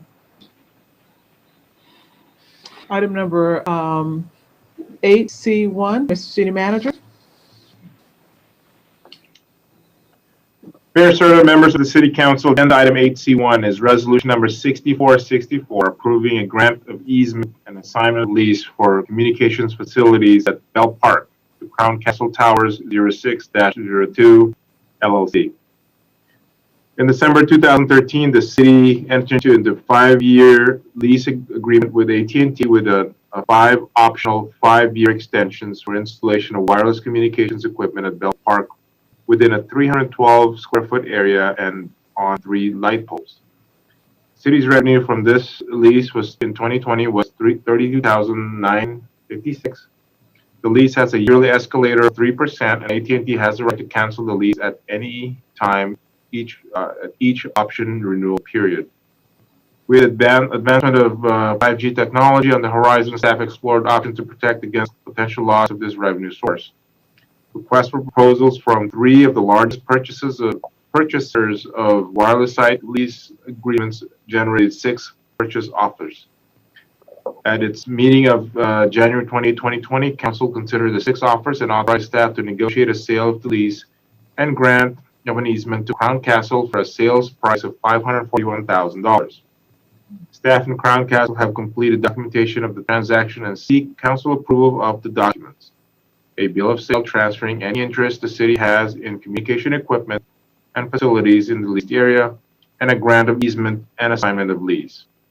The financial impact is general fund revenue would receive $522,969.42 for fiscal year 1920. This is a sales price of $541,000 minus $18,030 in previously collected lease payments. I do want to emphasize that the easement does preserve the city's rights to regulate any installations within the easement area under the city's municipal codes and resolutions. What's required is approve the grant of easement, assignment of lease and bill of sale, and authorize the mayor to sign documents on behalf of the city. Okay. Thank you. Are there any questions or comments on this here? No? Okay. With that being said, can I get a motion to approve the grant and easement and assignment of lease and adopt resolution number 6464? So move. For a Henderson. second. Second. Madam City Clerk, there was a motion made by Mayor Pro Tem Henderson and a second by Councilmember Cascanian. Will you call the roll, please? Mayor Pro Tem Henderson, Yes. Councilmember Cascanian, Yes. Councilmember Tanaka, Yes. Councilmember Francis, Yes. Mayor Serta. Yes. Next up is item number 8C2. Mr. City Manager. Mayor Serta and members of the City Council, agenda item 8C2 is resolution number 6470, adopting resolution ratifying regulation number 4 issued by the city manager as Director of Emergency Services regarding temporarily suspending zoning and entitlement permit requirements for eating establishments to allow outdoor dining on private property and adopting a temporary private property outdoor dining program. Any eating establishments throughout the city of Gardena are suffering continuing economic harm due to the business closures mandated by state orders, county safer at home order, and the COVID-19 public health crisis. In an effort to assist our local eating establishments, on July 9, 2020, the city manager, as the city's Director of Emergency Services, issued regulation number 4, which established a temporary private property outdoor dining program in the city of Gardena. Gardena Municipal Code Chapter 2.560.060A6A empowers the city manager as Director of Emergency Services to make and issue rules and regulations in matters reasonably related to the protection of life and property as affected by the local emergency, and requires such rules and regulations be confirmed by City Council at the earliest practicable time after issuance. There is no financial impact. What's required is adopt resolution number 6470. Okay, thank you. Are there any questions or comments? Yes, Madam Mayor, this is Mayor Pro Tem Henderson. Mr. City Manager, in regards to this, could other potential businesses that don't have the physical locations as far as outdoor dining, would they say we're injuring them or giving those other establishments an unfair advantage? I mean, it's a matter of physical location and availability. I mean, if you don't have the space, I mean, where would you literally put that? I mean, we have establishments in a strip mall, which, they're confined really to parking, the parking area and then the little strip of sidewalk. We're not saying that they can't do that. They would have to work it out with their landlords and get approval from them to be able to set up an outdoor dining area right outside, let's say, their immediate entrances and whatnot, to be able to offer that.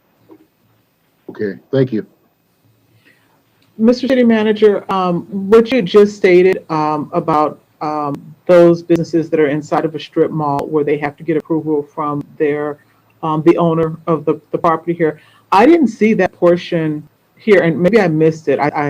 That's what I was looking for, because I know we had previously discussed that, but and maybe I overlooked it. But is that in here still? Because I thought I read through everything, the part where, because I know we had a previous discussion about this, about the landowner would have to get permission to do that.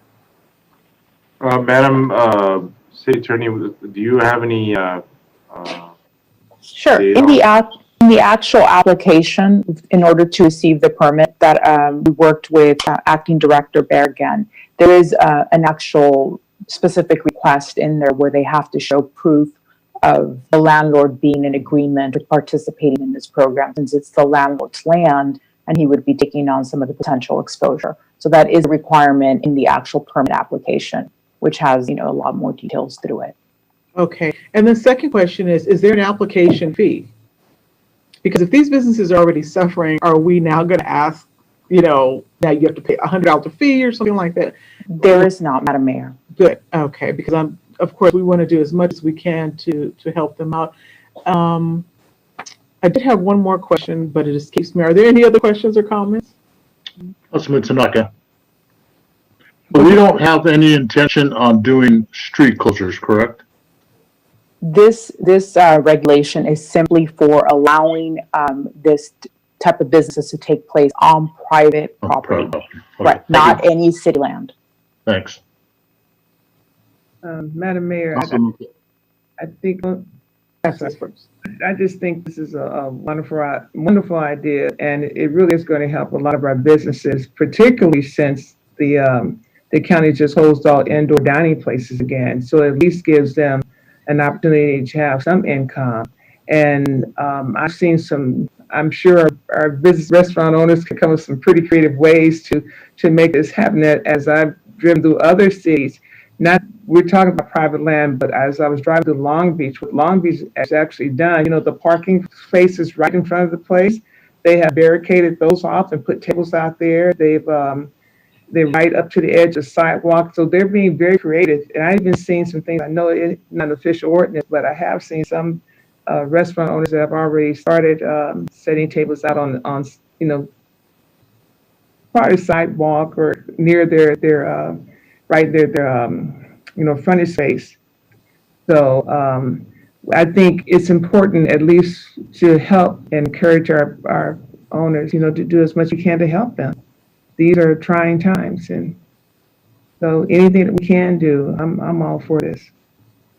Right. No, that's true. I've seen some in Manhattan Beach that look amazing, and they've actually even dressed theirs up, their barriers, when they put material over it and flowers in Manhattan Beach, and they've taken, I guess, some of the slanted parking. It really looks good. In fact, they even put razors so that people are not sitting directly on the asphalt there. So I've seen some really creative things, and you're right, which helps. So yeah, anything we can do at this point.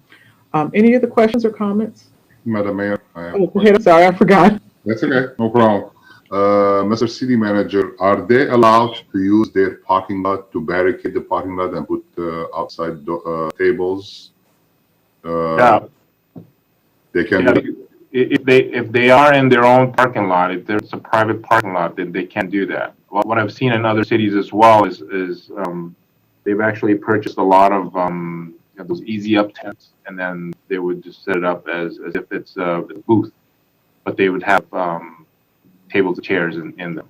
So I imagine our businesses would probably follow suit in some of those creative ideas that other businesses in other cities are doing. Yeah, because I spoke with one of the restaurants on Redondo Beach Boulevard. They have their own parking lot.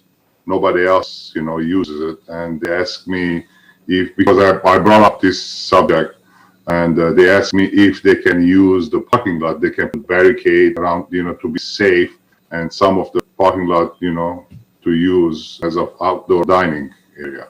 Right. So certainly they can utilize those spaces, provided that they still adhere to ADA requirements as far as providing ADA parking spots and not taking those over. If they do that, then they're in compliance, and they should be able to do that as well. Okay. All right. Perfect. Okay. Any more questions or comments? Oh, I do have one. So typically where like restaurants, if whatever the size of a restaurant is and we allow so much parking per restaurant, then usually those are in when we approve that. So is that just going to be temporarily suspended, of course, and right, because they're now taking that over? That's correct. But do we don't have to specify that here, or we just? That is specified that we're temporarily suspending some of the zoning requirements and parking requirements, and we're only doing this. It's whichever is the shorter life of Right. either the local emergency or if council decides to cancel this program, whichever of those occurs first, we terminate this kind of program. Okay, I guess I missed that part on here too. Okay, thank you. Okay, so with that being said, any more questions, comments? If not, can I get a motion to adopt resolution number 6470? So moved. So moved. Okay, Madam City Clerk, there was a motion made by Councilmember Francis and a second by Councilmember Cascanian. Will you call roll, please? Tanaka. Oh, Tanaka, you guys sound okay. Second, Madam Mayor. Madam Mayor. Yes, Clarification. The second was by Councilmember That's correct. Tanaka. yes. Thank you. Okay. Councilmember Francis, Yes. Councilmember Tanaka, Yes. Mayor Pro Tem Henderson, Yes. Councilmember Cascanian, Yes. and Mayor Serta. Yes. Next up is item number 8D1, Mr. City Manager.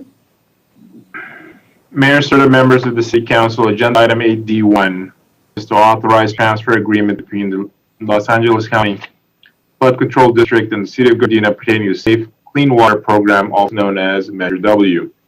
On October 9, 2017, Assembly Bill 1180 was signed into law, which amended the LA County Flood Control Act and authorized the district to levy a tax to pay the costs and expenses of carrying out projects and programs to increase stormwater capture and reduce stormwater and urban runoff pollution in the district subject to voter approval.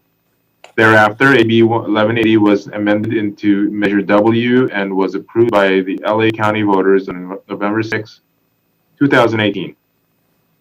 Funding is to be provided through a partial tax of 2.5 cents per square foot of impermeable land areas, such as buildings, concrete, etc. And Gardena is anticipated to receive approximately $860,000 per year per fiscal year. On June 9, 2020, the LA County Board of Supervisors approved the transfer agreement template that is to be implemented between the county and municipality, which outlines the requirements, annual plan, general terms and conditions, special conditions, nature-based solutions, best management practices, and operations and maintenance guidance in order to maintain the funding eligibility. The city's annual expenditure plans mentioned above for ensuing fiscal year will be due 45 days from execution of the agreement and then 90 days prior to the start of each subsequent fiscal year. Audit reports are due 6 months after the end of the third fiscal year, and progress reports are due annually 6 months after close of fiscal year. This agreement is to expire at the end of fiscal year 23-24. Financial impact is the funding source would be the SCW program, and anticipated revenue is $860,000. Okay. What's required is authorized transfer agreement. Okay, thank you. Are there any questions or comments? Okay, if not, can I get a motion to adopt the transfer agreement? So So moved. moved. Okay, Madam City Clerk, a motion was made by Councilmember Cascanian and a second by Mayor Pro Tem Henderson. Councilmember Cascanian, Yes. Councilmember Mayor Pro Tem Henderson, Yes. Councilmember Tanaka, Yes. Councilmember Francis, Yes. Mayor Serta. Yes. Next up is item number 8D2, Mr. City Manager. Mayor Serta, members of the City Council, agenda item 8D2 is authorized contract renewal of CWE Corporation in the amount of $178,179 for MS4 NPDES permit and water quality monitoring services. At the end of at the December 10, 2019 meeting, Council approved contracting MS4 NPDES permit monitoring and compliance services with CWE Corporation. CWE has since provided expertise in this permit, water and sediment quality monitoring, reporting, and compliance services in a timely and professional manner. However, staff recommends expediting the renewal for the fiscal year 2020-2021 in order to synchronize the schedule with the new Safe Clean Water Program, also known as SCWP, implementations to be ready for early wet weather monitoring and the new fifth-term MS4 permit that is subject to be released during 2020-2021. CWE is a civil engineering, water resources, and environmental engineering firm with approximately 40 employees with headquarters in the city of Fullerton and offices in San Diego and Salt Lake City. The firm has been in business since 2006 and founded as a disadvantaged DBE, minority MBE, and small business enterprise, with 90% of their clients coming from public agencies and utilities, including but not limited to the cities of Torrance, Rancho Palos Verdes, Carson, Long Beach, Rosemead, Commerce, and Los Angeles. The proposed CW rates represent $10,036 reduction from current rate and additional MS4 NPDES administrative compliance services such as public information and participation program, redevelopment planning and construction inspections, and annual staffing training, etc. have been included. The amount of the expense is $178,179. The funding source will be the SCWP Measure W funding source, which we just approved on the previous agenda item. Okay. What's required is authorized professional services contract with CWE. Okay, thank you. Are there any questions or comments on this item? If not, can I get a motion to authorize the contract? So moved. Is there a second? Second. Madam City Clerk, there was a motion made by Councilmember Tanaka and a second by Councilmember Kaskanian. Will you call the roll, please? Councilmember Tanaka, Yes. Councilmember Kaskanian, Yes. Mayor Pro Tem Henderson, Yes. Councilmember Francis, Yes. Yes. Mayor Serta. Yes. Next up is item number 8F1, Mr. City Manager. Mayor Serta, members of the City Council, agenda item 8F1 is approval of the contract services agreement between the City of Lawndale and the City of Gardena for senior nutrition program services beginning July 1st, 2020 through June 30th, 2023. City of Gardena has an agreement with the LA County Area Agency on Aging to provide senior nutritional services to senior citizens aged 60 or older.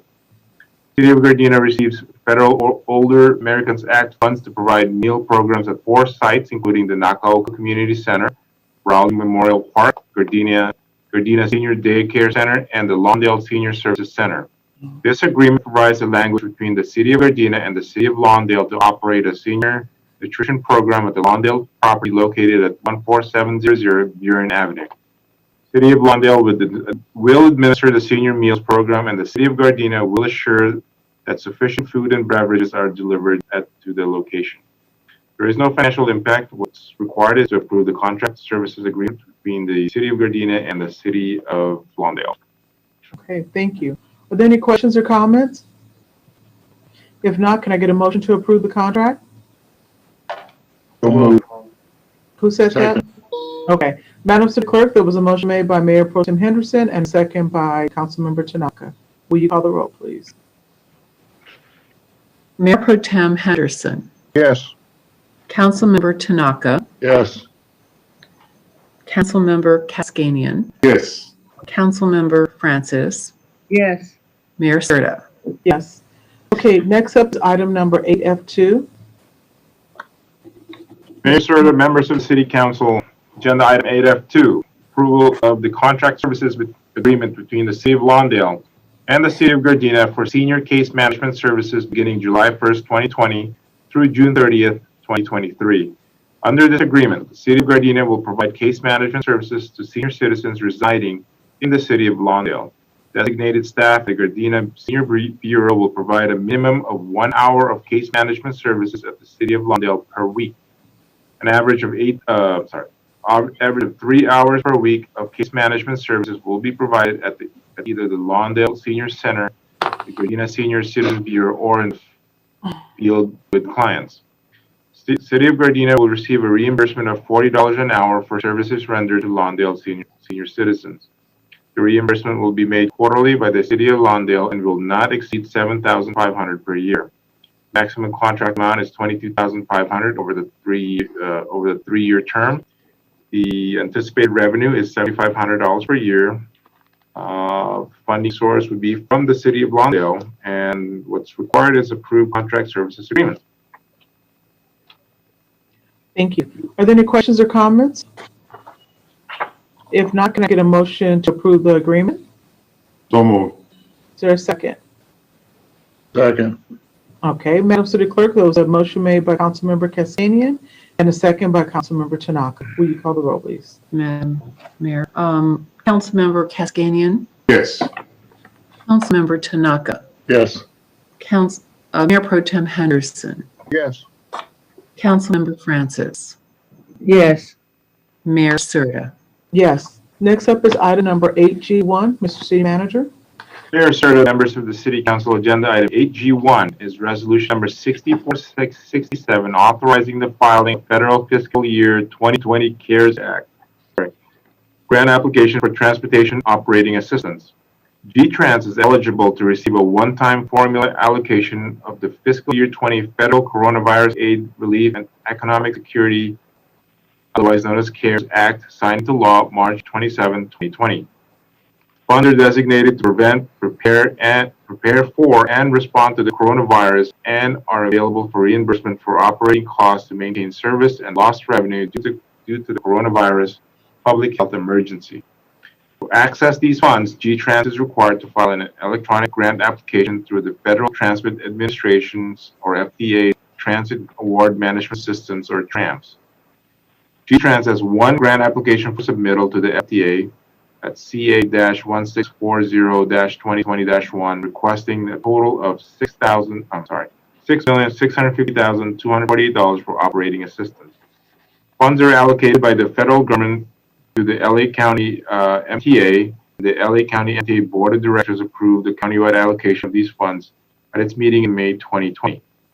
The funds will be used on a reimbursement basis as needed each year through June 30th, 2023, and will mitigate some of the significant anticipated losses of subsidy funds which support G-Trans's operations.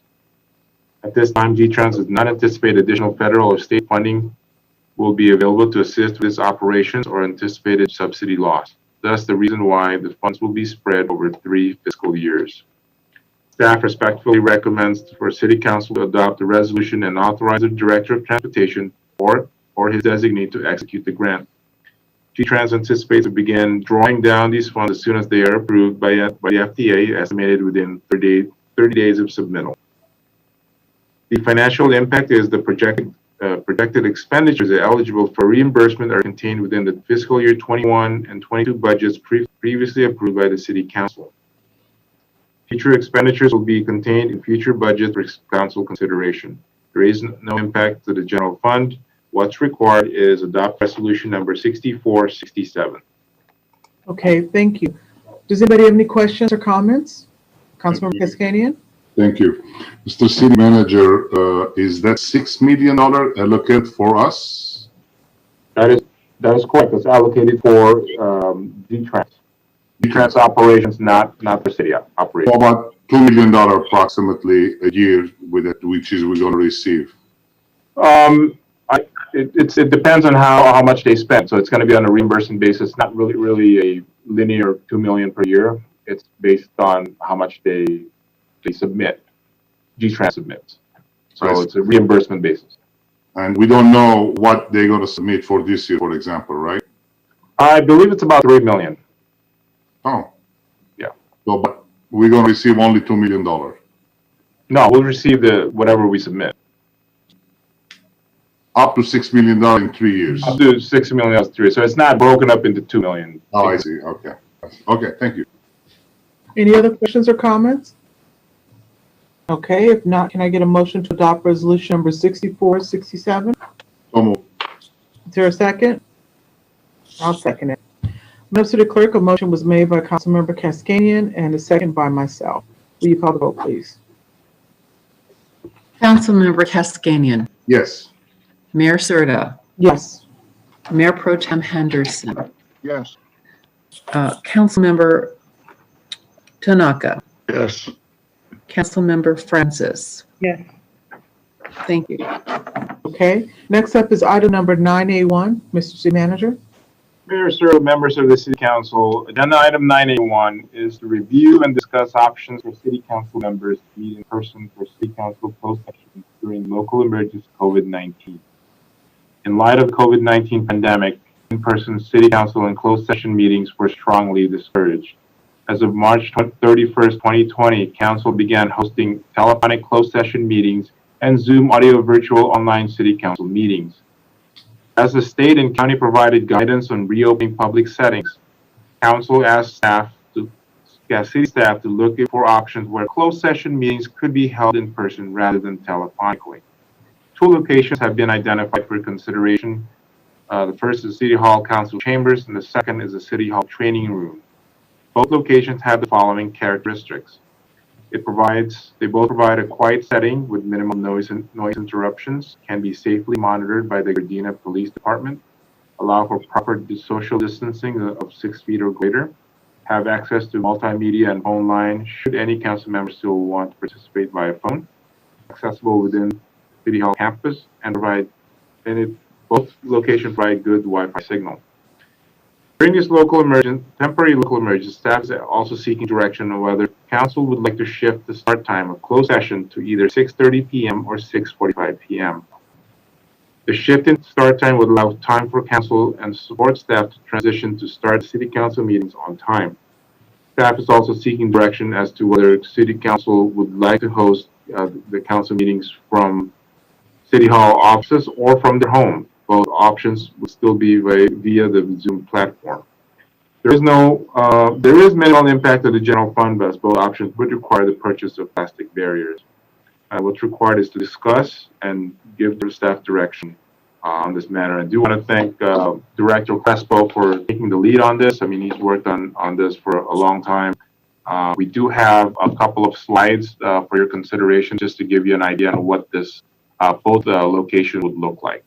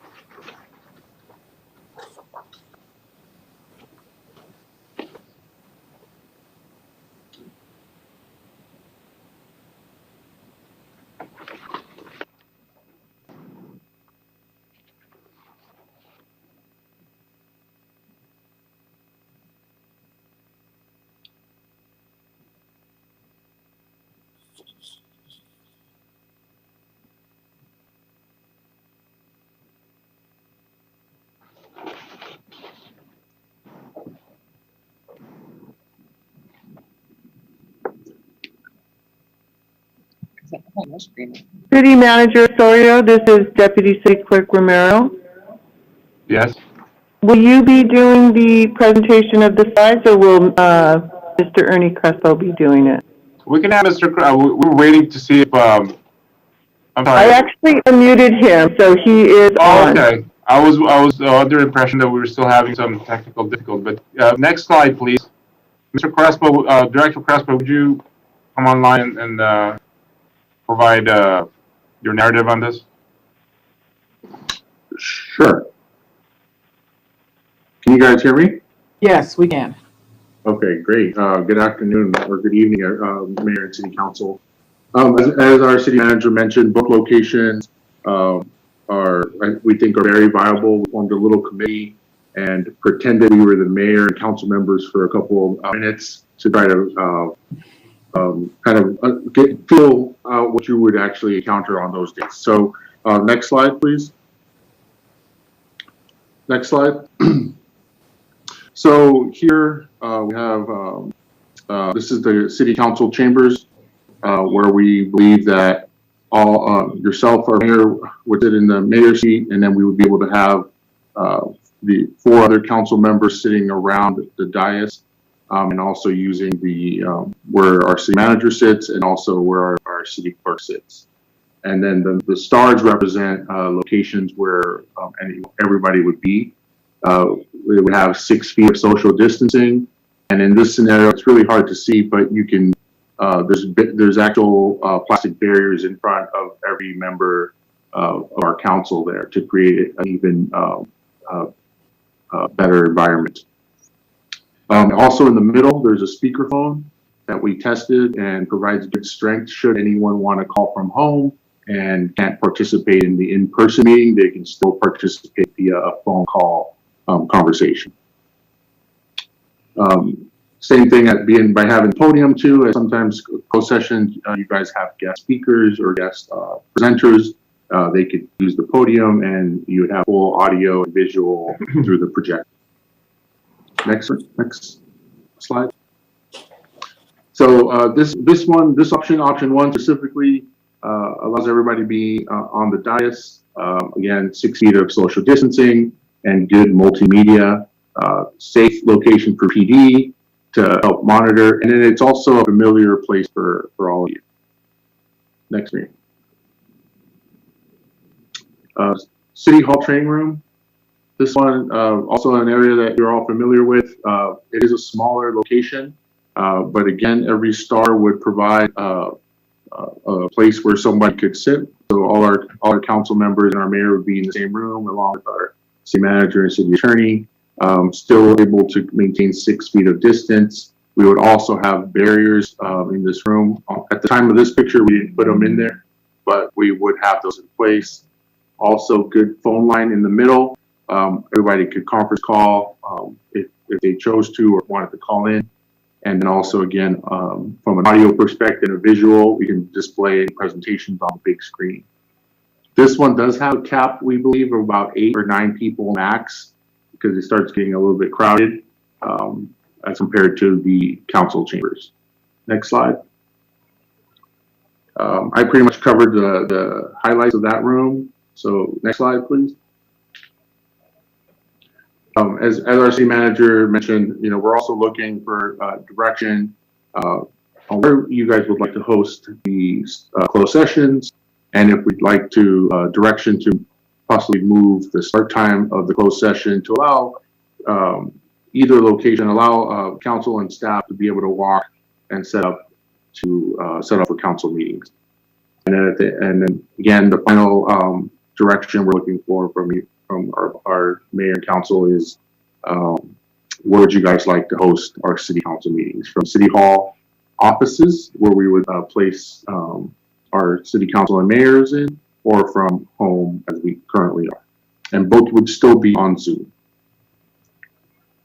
So now we're open for discussion or questions. Okay, thank you, Ernie, for that great presentation. So let me open this up for questions or comments from council members. Go ahead, Art. Okay, sorry, Mark. Mr. Crespo or Rosario, city manager, if we decide to do it in the chamber and on the dais, are we going to be able to televise it, or is it going to be through Zoom? What's the option? Or if we're going to go in the downstairs, and how is that going to work as well? I mean, how is the community is going to watch us, the meeting? How are they going to participate in the meeting? So for either scenario, the best way to accomplish the being televised is still to be through. Well, you're talking about closed sessions. We're not really televising that to the public. No, I'm not talking about the closed sessions. I'm talking about actual the meetings. So if we were to, if we decide to do it in the dais in chamber, are we going to have his own computer, or? The best solution would still be on your computer or your iPad, simply because the using the speaker and using the cameras just makes, especially in a council chamber, it makes a huge echo, and it's hard to understand what we're presenting or what we're talking about based on prior experience on trying to facilitate this through the large speaker in the front. So the preferred method obviously is to still use your Zoom, but you'll be in present.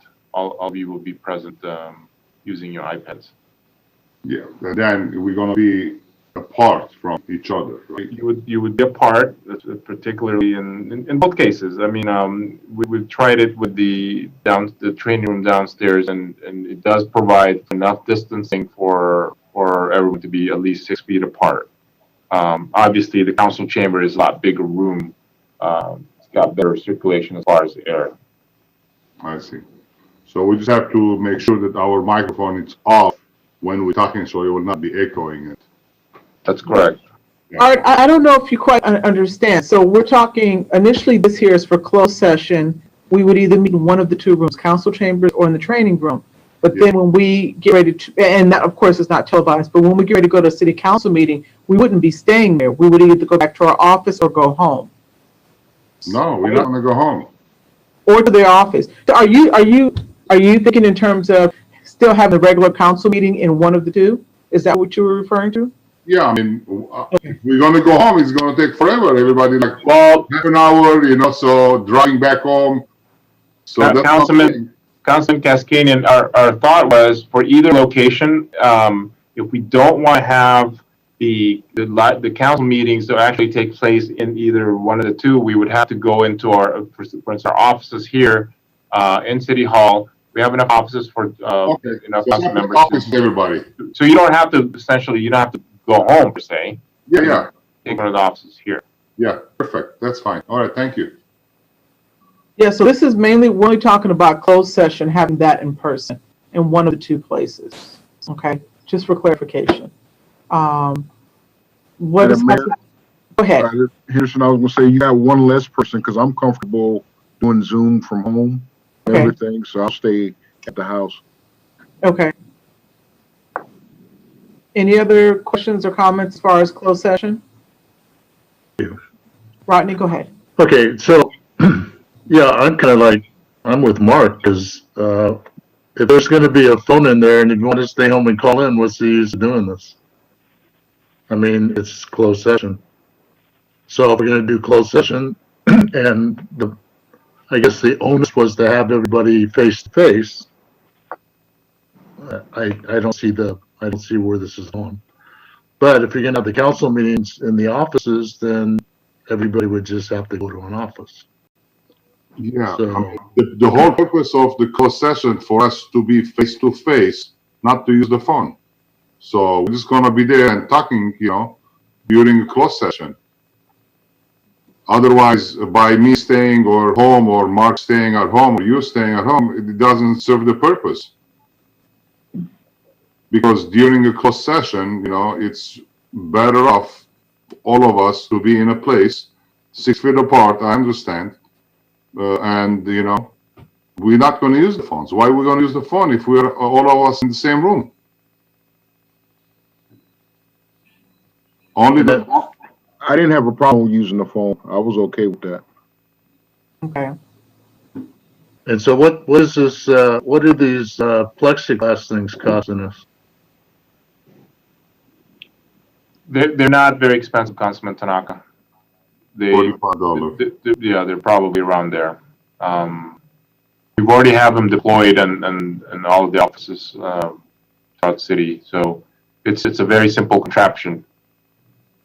Mr. City Manager, once we're able to even come back, and I'm sure COVID will still kind of be lurking around, we'll probably still end up putting these plexiglasses up anyway, correct?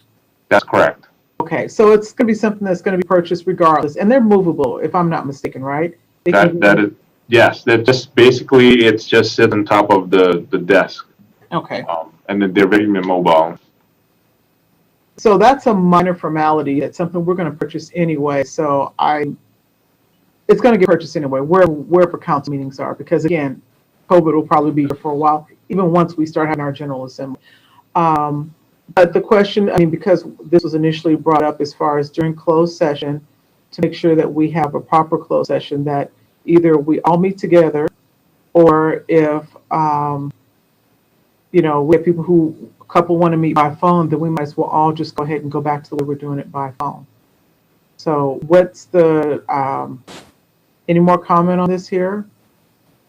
Madam Mayor, so I guess the choices are closed session and person practicing safe distance. Correct. See, I thought it was closed session, practicing safe distancing, and city council meeting both together. No. It's just that's not what it was. It's just No, this here was only specifically talking about closed session portion, and as a convenience, if everybody met here at City Hall for closed session in one of the two locations, either the training room or in the council chambers, to make it convenient for city council portion, we were going to make sure that officers were available so that no one would have far to go back, because you're not trying to travel back home. So that was meant to be a convenience. Okay. I think it might be nice for our citizens, our constituency, as practicing meeting and practicing physical distance and well, I know you can't see closed session, but certainly at some point, city council meetings, the sessions where we're all able to kind of get together. I'm not opposed to that, but whatever the majority wants, I'll go along with it. And in my opinion, this here is whatever we decide. We really kind of all need to be on the same accord, because it almost defeats the purpose if we're 2 or 3 saying meet together and then the others. So, I mean, of course, everybody can choose what they want. Yeah, for sure. But at the end of the day, I think whatever we decide, we should, of course, it's going to be a majority or gets voted on, but just understanding what we're doing. No, I appreciate that. You're muted. Sorry. You're muted. Can you start again? I was just saying we don't disagree on that. Whatever consensus is, I guess we're trying to reach in terms of agreement. Right. I just want I'll go along. Madam Mayor, I think, in my opinion, will be better off if we all meet for the closed session, either in the chamber or at the training room. If they feel comfortable, we can meet at the chamber, because there is more, physical distancing is a little further. So I'll prefer at the chamber council. And then after that, we can go to a different room in City Hall, and we can continue our Zoom, council meeting. Okay. So, Madam Mayor, if I may, I think Mayor Pro Tem Henderson has a valid point as well. I mean, he's electing to continue doing the social, the Zoom, because, the cases are still out there. COVID's still out there, and, you'll see in my report later on, the cases are actually going up. So right. If Mayor Pro Tem is going to be electing to stay home, then the rest of the council, that's, like you said, yeah. it doesn't fit the purpose. So, well, let me make a suggestion here right now, because you're right. If one person chooses to stay home with this, then it kind of defeats the purpose. Why don't we consider this maybe to come back in a couple of meetings once the numbers start to maybe decrease a little bit? Because, like I said, just was as of yesterday, we heard what the new numbers were, as it's steady going up, and everybody's tightening down on places, closing back down again. So if everybody's open to the idea of maybe bringing this back in a few meetings once the numbers start to go down. I'm open to that. I agree to that. Okay. So, Mr. City Manager, at this time, we'll just table this for right now and maybe bring it back in a few meetings once the numbers start to go down. Okay, Madam Mayor, we'll potentially table it maybe in about a few meetings later. We'll bring it back. Okay. All right. And then get a better consensus there. Okay. Thank you on that. Next up is item number 982, Mr. City Manager.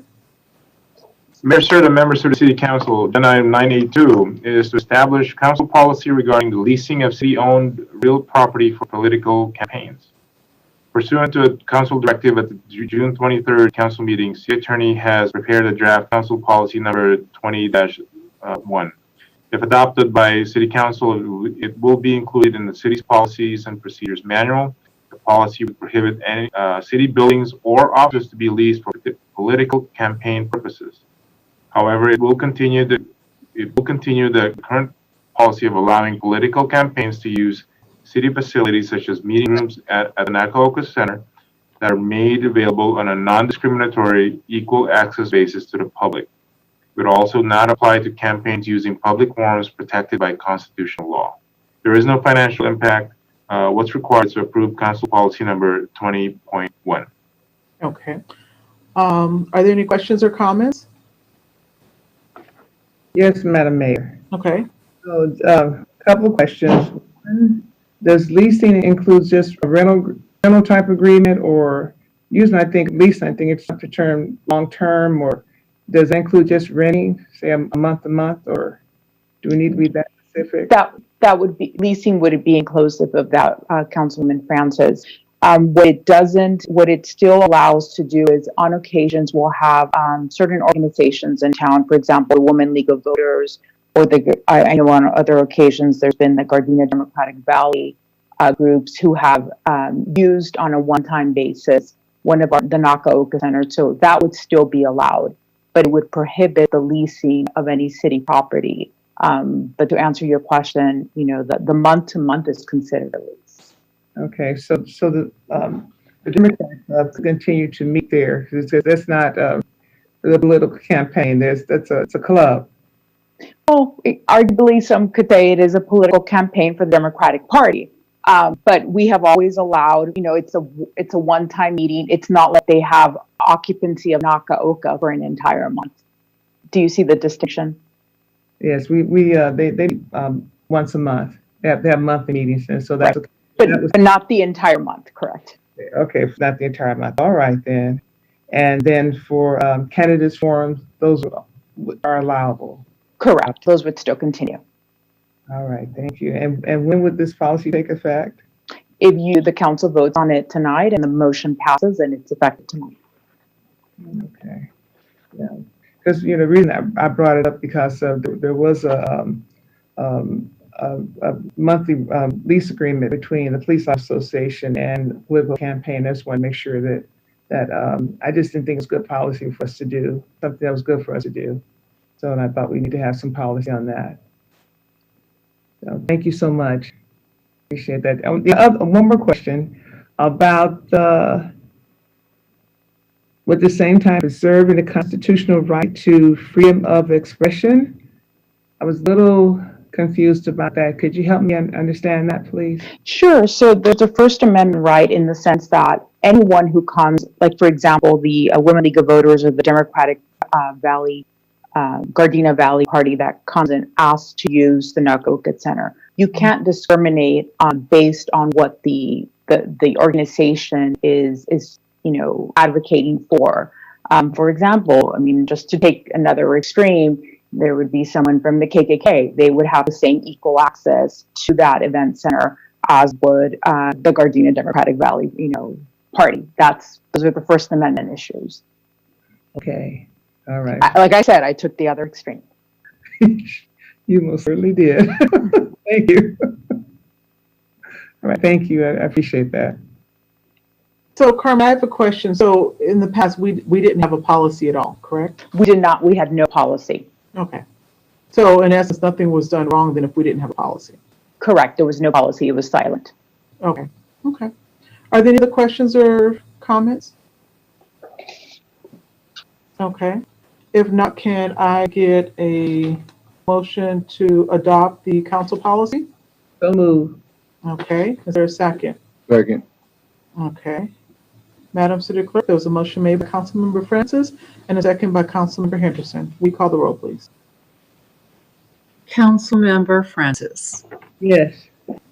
Mayor Pro Tem Henderson. Yes. Councilmember Tanaka. Yes. Councilmember Kaskanian. Yes.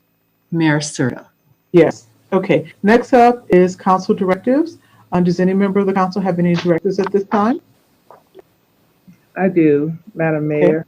Go ahead. Okay. The first one is if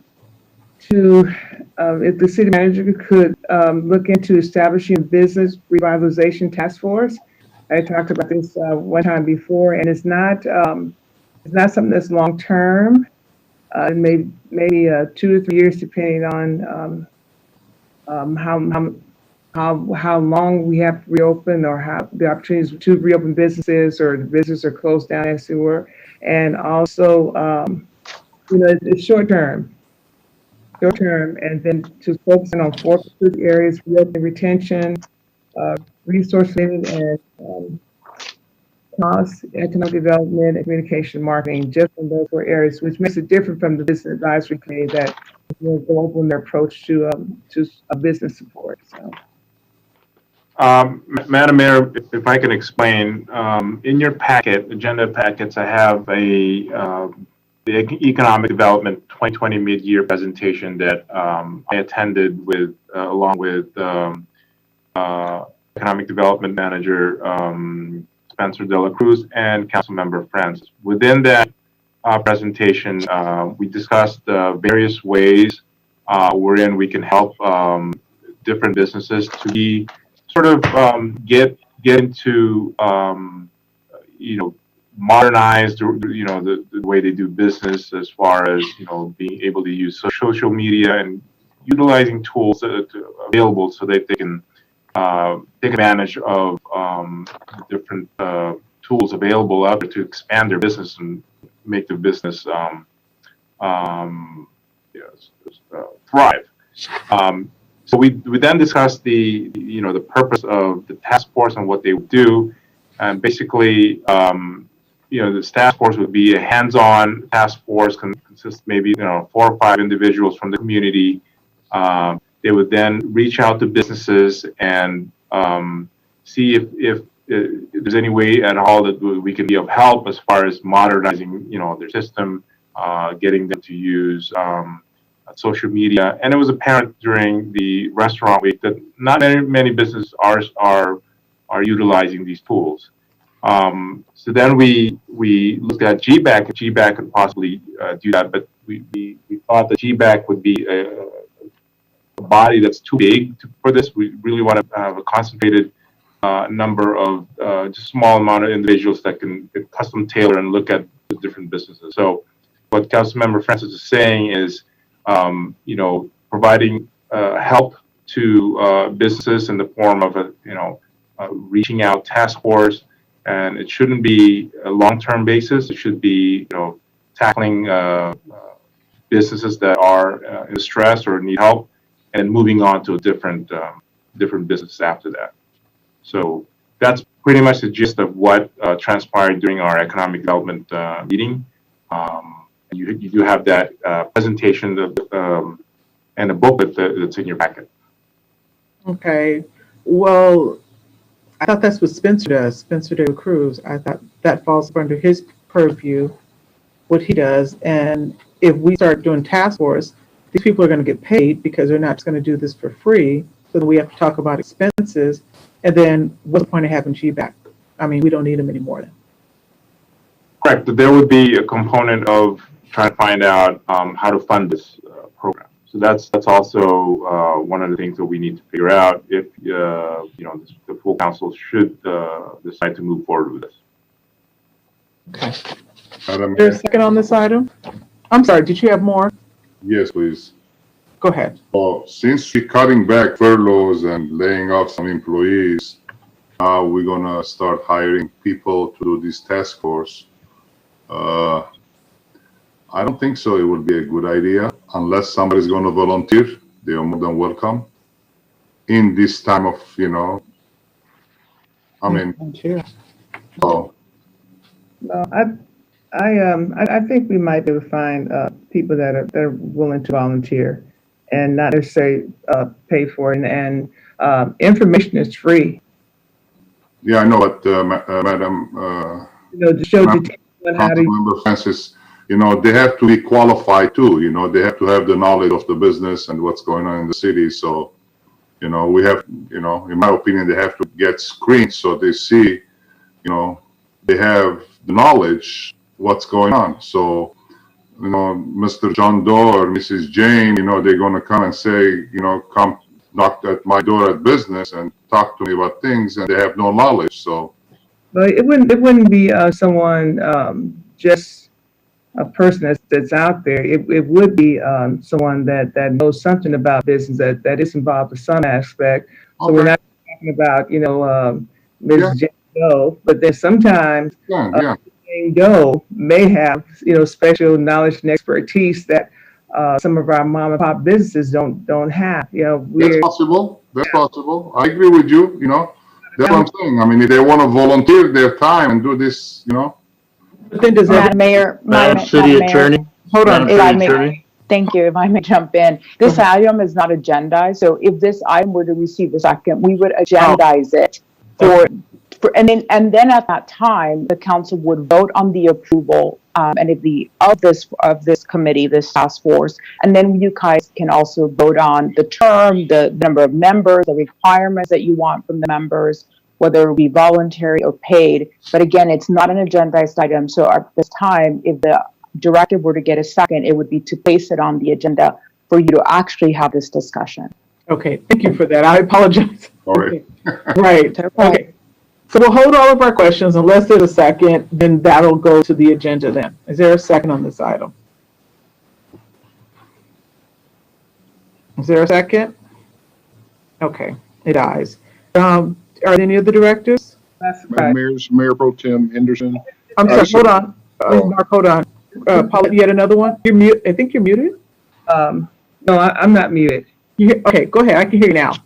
Okay, no, just one more. I was talking with one of my neighbors, and she was telling me about difficulty getting COVID testing. When she wanted to, it was hard getting a reservation. It's taking a long time, and so she asked me why we have COVID testing. Why don't we have a COVID testing site in our city? I told her I didn't know, and that maybe something we can talk about at city council. So that's my next thing. Could we look into establishing a COVID testing site in the city of Gardena to make it easier for our people to get tested? I have an answer to that if I can answer that, Madam City Attorney. You go, yes, Mr. Oh, okay. It wasn't, okay. So we do have testing sites, per se available as far as the county basically has identified testing sites throughout the South Bay, and they do have one identified in the city of Gardena. The issue is this county needs to mobilize their staff and bring the testing and activate that testing site before it can become active. That's one option. The other option is for the city to essentially pay for the testing, but that, we have an estimate of about $300 per test. And that's a substantial amount of money if you're talking about testing the entire city. So that's basically what the test is going for right now. This is about $300 per test. So the county could or couldn't do it, or the county can do it if they choose to do it. If they chose to do it, and then the other one is that if we took it upon ourselves and then pay for the test. Correct. Maybe I can find out who we could talk to. If I don't know how that would work. I mean, if you can convince or speak to our county supervisor and convince him to get the board of the county to bring a site to Gardena, where the city would not have to pay for it, where the county would have to pay for it. I mean, the county has been very selective and target the locations that they've selected to try to encompass the entire county as well. But that's really within their control, and I know they're working with the public health director. The easiest way for Gardena to get it would be for Gardena to be willing to pay for it, the test themselves. But then there's a financial impact, obviously, to the city. Sure. Okay. Well, nothing beats failure but a try. Any other directors? Madam Mayor, just had a question in regards to our rent moratorium. What was the expiration date, Mr. City Manager? I forgot. What was the length of the term? I believe it's during the fiscal, I'm sorry, during the local emergency. So as long as we got emergency, we're still keep our rent moratorium? That's Yeah, correct. and the governor has extended that ability to the end of September. He's been periodically extending that. Okay, thank you. That's all. That was it. Any other directors? Okay, oh shoot, I lost my agenda. City Manager, you have your follow-up remarks regarding our previous directives. Yes, Madam Mayor. First is I have it's not a directive, but this is a memo to all city council informing that the city will be exploring and will be closing the city.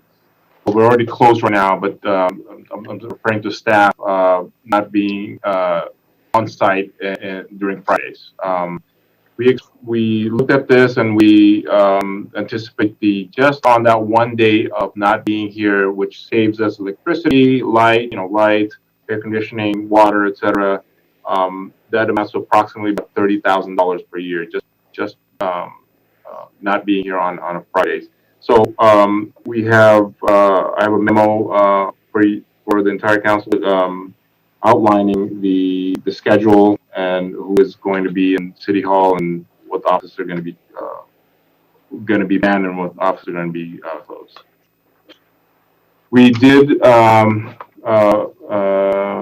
prepare an economic development mid-year presentation for your enjoyment. This is a rather lengthy booklet that Economic Development Manager De La Cruz has prepared and should be in your packet.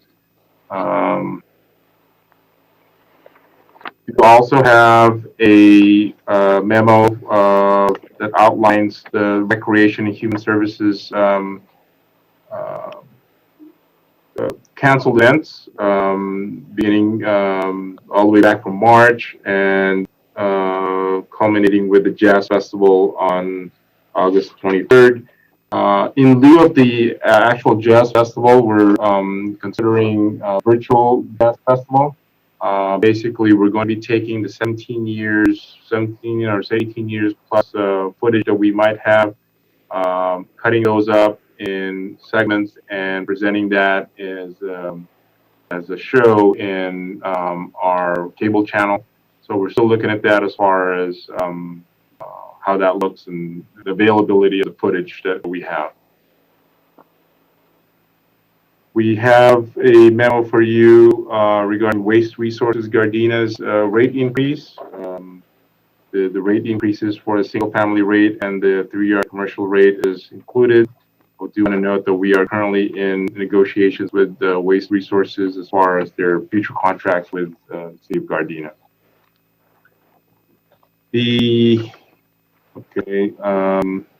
July is Recreation Month. I want to give a shout out to all of our men and women that work for our recreation. I think we can all agree that despite COVID-19, we've had a number of really good events that our recreation staff has put out there.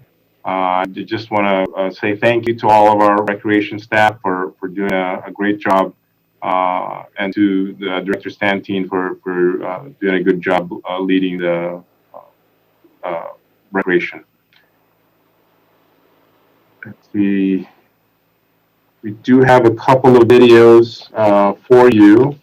The first one is the food and milk giveaway. Since our last City Council meeting, the Recreation and Human Services Department has been busy helping our community members. On June 27, 2020, the city, in partnership with Shan Guru Nanak Mission, Sikh community of Southern California, Riverside Gurdwara Sahib, Day Bharat Restaurants, the Kur Project, and Cotton Heritage provided food and PPEs for over 1,000 individuals. Then on June 29, 2020, the city, in partnership with Altadena and Helping Feet, distributed over 15,000 gallons of milk to our community. And we have a short video to highlight these great events.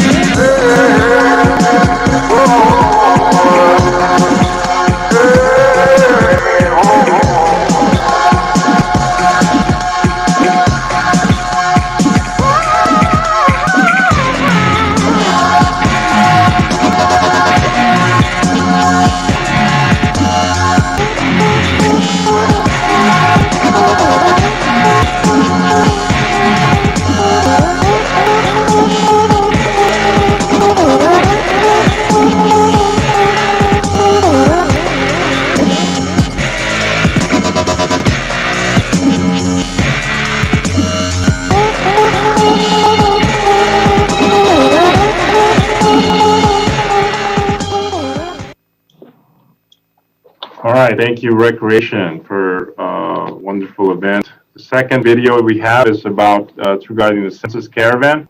On Thursday, July 2nd, 2020, the City of Gardenia's Recreation and Human Services Rock and Rec van hit the streets of Gardena with Sheriff Drummond to share an important message about the 2020 census. The purpose of the caravan was to engage our community safely while sharing information related to the census. Currently, the city response rate is higher than the national, state, and county of Los Angeles average, but we can still do better. Complete your census questionnaire today. Census results affect planning and funding for healthcare, including programs such as Medicaid, Medicare Part B, state children's health insurance, and the prevention and treatment of substance abuse. Special thank you to Nader's Furniture, Apoyo Inca, and Anna's La Gran Fonda for helping us share our message.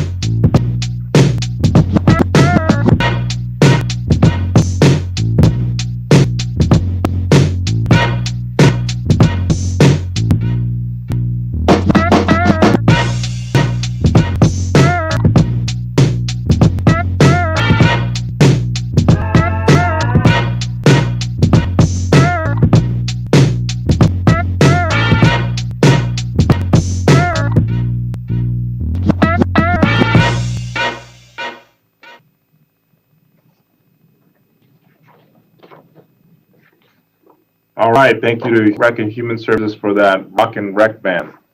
I do want to report to City Council and our residents that we have received the state allocation for our CARES Act.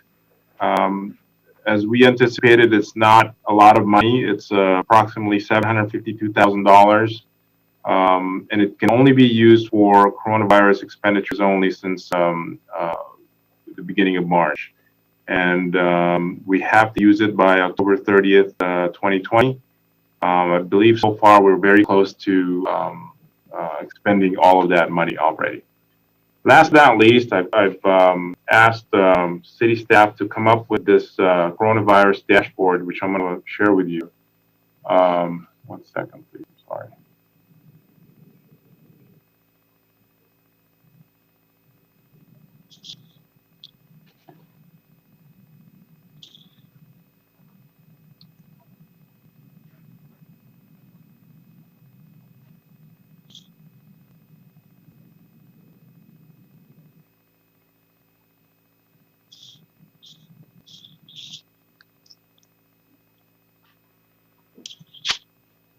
Are you able to see the dashboard?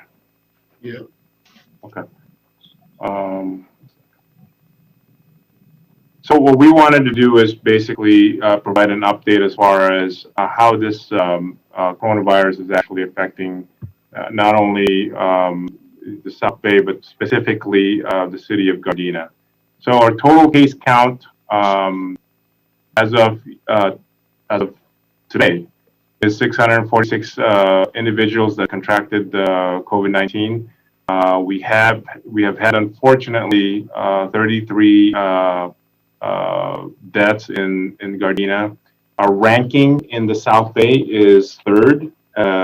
That's per capita, meaning that 1.07% of Gardena's population has tested positive for COVID-19. Our overall ranking as far as cases is concerned is fourth. Inglewood has 1305, Hawthorne has 940, Torrance has 739, and then we have 646 cases. We've also have some economic overviews here. Approximately 4,487 individuals in the city have been furloughed or laid off. We've had over 47 business assistance calls so far.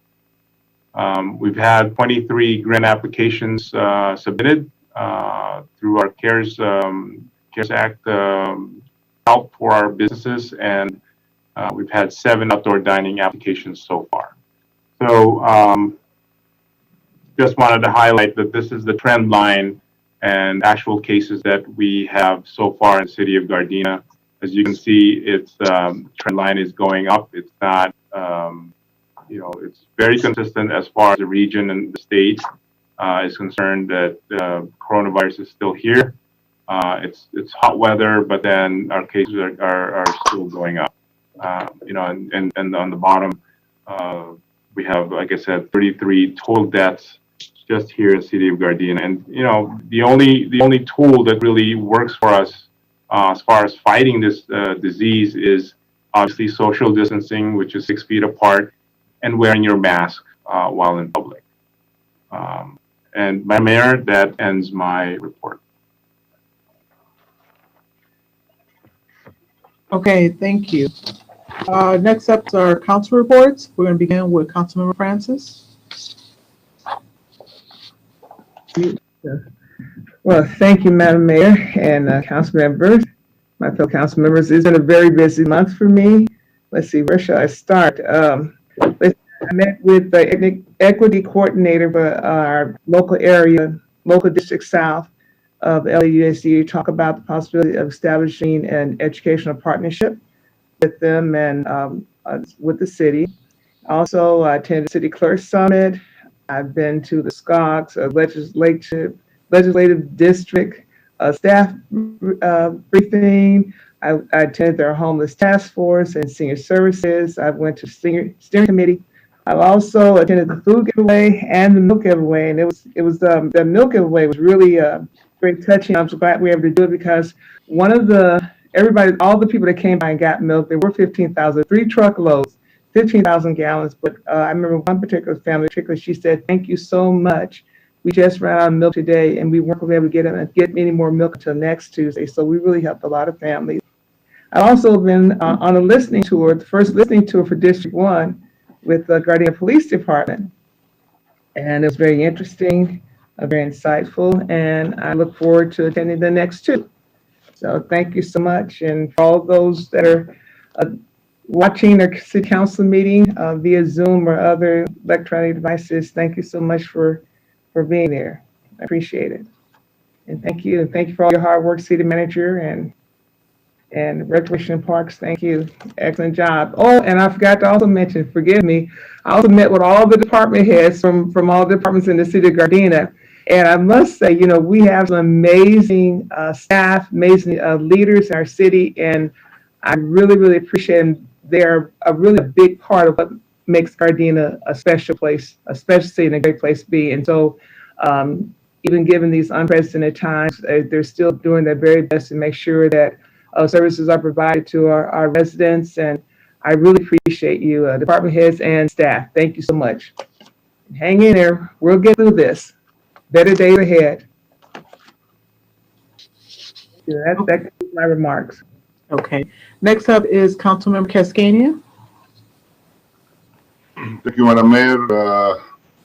I don't have nothing to report at this time, but I have a request, Madam Mayor, if we can adjourn our meeting in memory of our Gardena Police Captain, Chuck Goebel, who passed away last week, Tuesday. And his funeral service was this past Thursday. So if we can adjourn the meeting in his memory. Okay, we have it on here. Yeah, okay. And that's it. I don't have no report tonight. Thank you. Okay, thank you. Next up is Councilmember Tanaka. Thank you, Madam Mayor. As the hour is late, I'll summarize. So I attended 3 SCOG meetings this past month. Attended the city's PPE food giveaway, and thank you to all those that donated and helped. Did the city study session. Went to retired Captain Goebel's viewing the day before this service because I had a meeting. And I'm going to tell you, Semper Fi, because he was a great Marine and a great policeman and just an overall great guy, part of the Elks, and he will be missed. In fact, today is his birthday. Oh, God. So, also, District 1 talking tour, I want to give a shout out to the chief and his command staff. That was a totally informative time that was well spent. It was moderated well. And I think most of the questions were answered in a manner that everybody could understand. So if you haven't signed on, do District 2 on Saturday at 10 o'clock, and you'll get to know our chief and the command staff much better. I did the net on Monday, the South Bay net on Monday, and I just want to thank Stephanie and her crew also. That they've done an outstanding job by putting us on the map in the South Bay for all the things that they have created during this this COVID time. So thank you very much. That's my report. Okay, thank you. And for myself, since last council meeting, I attended just a couple of events. I'm trying to do all the social distancing and trying to stay in as much as possible aside from work.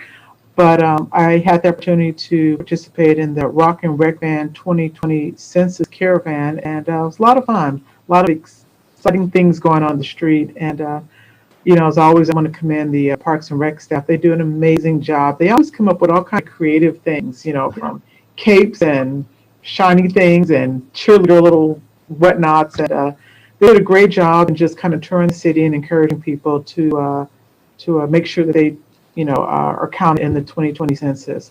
Also, I didn't get a chance to participate in this event, but it gave me great pleasure in being able to help make this happen through my connections with the LA Regional Food Bank, where they reached out, and I was able to secure that 15,000 gallons of milk that we were able to give out to our residents at Raleigh Park and throughout the city. So I just want to give a special thanks to them, the LA Regional Food Bank, because oftentimes we partner. Sometimes we give to them, as we've done in the past in June, where the city comes out and, you know, they donate to the LA Regional Food Bank. And this time they were able to give back and help our community out as well. So I just think it's a great partnership that I was able to secure a few years ago. And it's, you know, just a good thing. So other than that, that inspired, last thing, 4th of July. 4th of July was very interesting this year. It was a war zone, but that was kind of to be expected. I have to admit that I believe once a lot of the complaints went out prior to the 4th, with the task force that we have with the police department, it was a considerably quieter leading up to the 4th. But then when we got to the 4th, like I said, as was expected, it was a war zone. In fact, I rode around with the fire department on the 4th of July, and I actually saw people who were sitting mortars in the middle of the street. And even on Western, I think it was like Western or 155th, these people were running out in the dark, sitting mortars down and just shooting them off into the sky. And it was happening so quick that, I mean, you didn't even have time to call 911. They didn't care if a fire truck drove by. They didn't care if people were standing out there. I know other cities are going to really kind of get really strict with the illegal fireworks, and I hope that we can do the same as well in our city. And Mr. City Manager, maybe this should be part of a directive as well. Hopefully I can get a second on this here. But I'd like to get a report of what our firework stands, what their profits were when they become available. I'm just curious what the numbers are like this year. In the past, I've been able to get those numbers last year and the previous year. So hopefully I can get a second on that. Second. Thank you. And that is my report. Next up is Mayor Pro Tem Henderson. Thank you, Madam Mayor. I won't be long. Been all over the place as you all have been. If those that recall, there was an article in the Daily Breeze on July 9, and the article stated there was a partnership between a public organization and a private organization. That was SCAG. As our SCAG representative, I was part of the resolution stating regarding systematic racism is human rights issues and different things like that. Reference resolution number 20-623-2, but it's a partnership with the California Community Foundation. They're going to put up $1 million, and SCAG is also going to put up $1 million to start addressing some of the racial inequities that are happening in various communities. I attended a few league presentations, one on micro trenching and fiber optic. The reason why that has relevance is as we're all probably going to be staying home more, we know bandwidth is an issue as we have telemedicine and we're all going to be working in school and everything like that. So this is a way to put more fiber optic cabling in the ground with a small trench. It doesn't tear up the street completely. It's real minimal, really a small invasive procedure to make sure we get more connectivity in our community, especially in a lot of our underserved areas. Attended a South Bay COG meeting, race relations and policymakers. That was a great dialogue with our colleagues around the South Bay. I attended the ICA webinar regarding economic development after COVID-19 and what that means to communities. Now with this new shutdown that we're going into, we're probably going to have to retool that. Our BizFed, Responsible Governance Committee, and a bunch of subcommittees developed an initiative, Shop Safe, Shop Local, to encourage people to definitely spend money in their local communities as we try to keep our communities afloat in the time of COVID. Let's see what else. The last meeting I was at with Councilman Tanaka and Councilwoman Francis was the legislative briefing at the COG, and there was really robust discussion in regards to how we can better align some of our community initiatives, our local control with Sacramento. And there's no easy fix there, but it's something worth discussing. It's critical we try to get on the same page and everything and try to understand the needs of every level, the community level, the local level, as well as the Sacramento level. So there's probably going to be some more discussion, especially with the league as they try to represent California cities when we lobby to Sacramento, make sure we're all on the same page. I did another local leader update for COVID, and I was in a presentation with our insurance commissioner and everything. As we all know, COVID is really taking front and center now with the governor's new rollback to almost phase one. If we're not phase one, more discussions are going to be had about this because a lot of our smaller communities are really suffering economically from this. So anything that we can do, and I think we've done something tonight in regards to outdoor dining possibilities and everything. So we're doing our part. I want to thank my colleagues on the council for being out there on the front line and really trying to do some stuff and participating in all the food giveaways. We do care for our community. The listening tour was great. I was there in proxy. It was very interesting. I think a lot of questions got answered, but that brought up a lot of more. So for the community members, please get out there and participate in these listening tours as we want to hear from you so we can then work on how we're going to govern and guide ourselves. Madam Mayor, so ends my report. Thank you. Okay, thank you. So I don't have any announcements here to read off, unless Mr. City Manager, do you have any for any upcoming giveaways or events? I do not, Madam Mayor. Okay. With that being said, we're going to move on to the remembrances. Tonight, we're going to adjourn in memory of Mr. Chuck Goebel, who was a former police captain with the Gardena Police Department, who retired in 1993 after 25 years of service.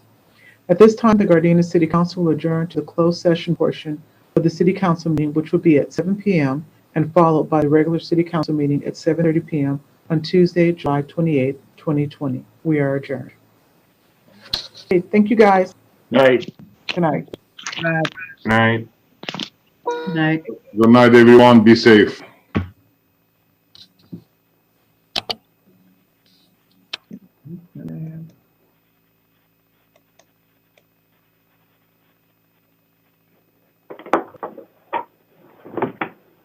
I can leave this meeting, but we just can't turn that one off yet, right?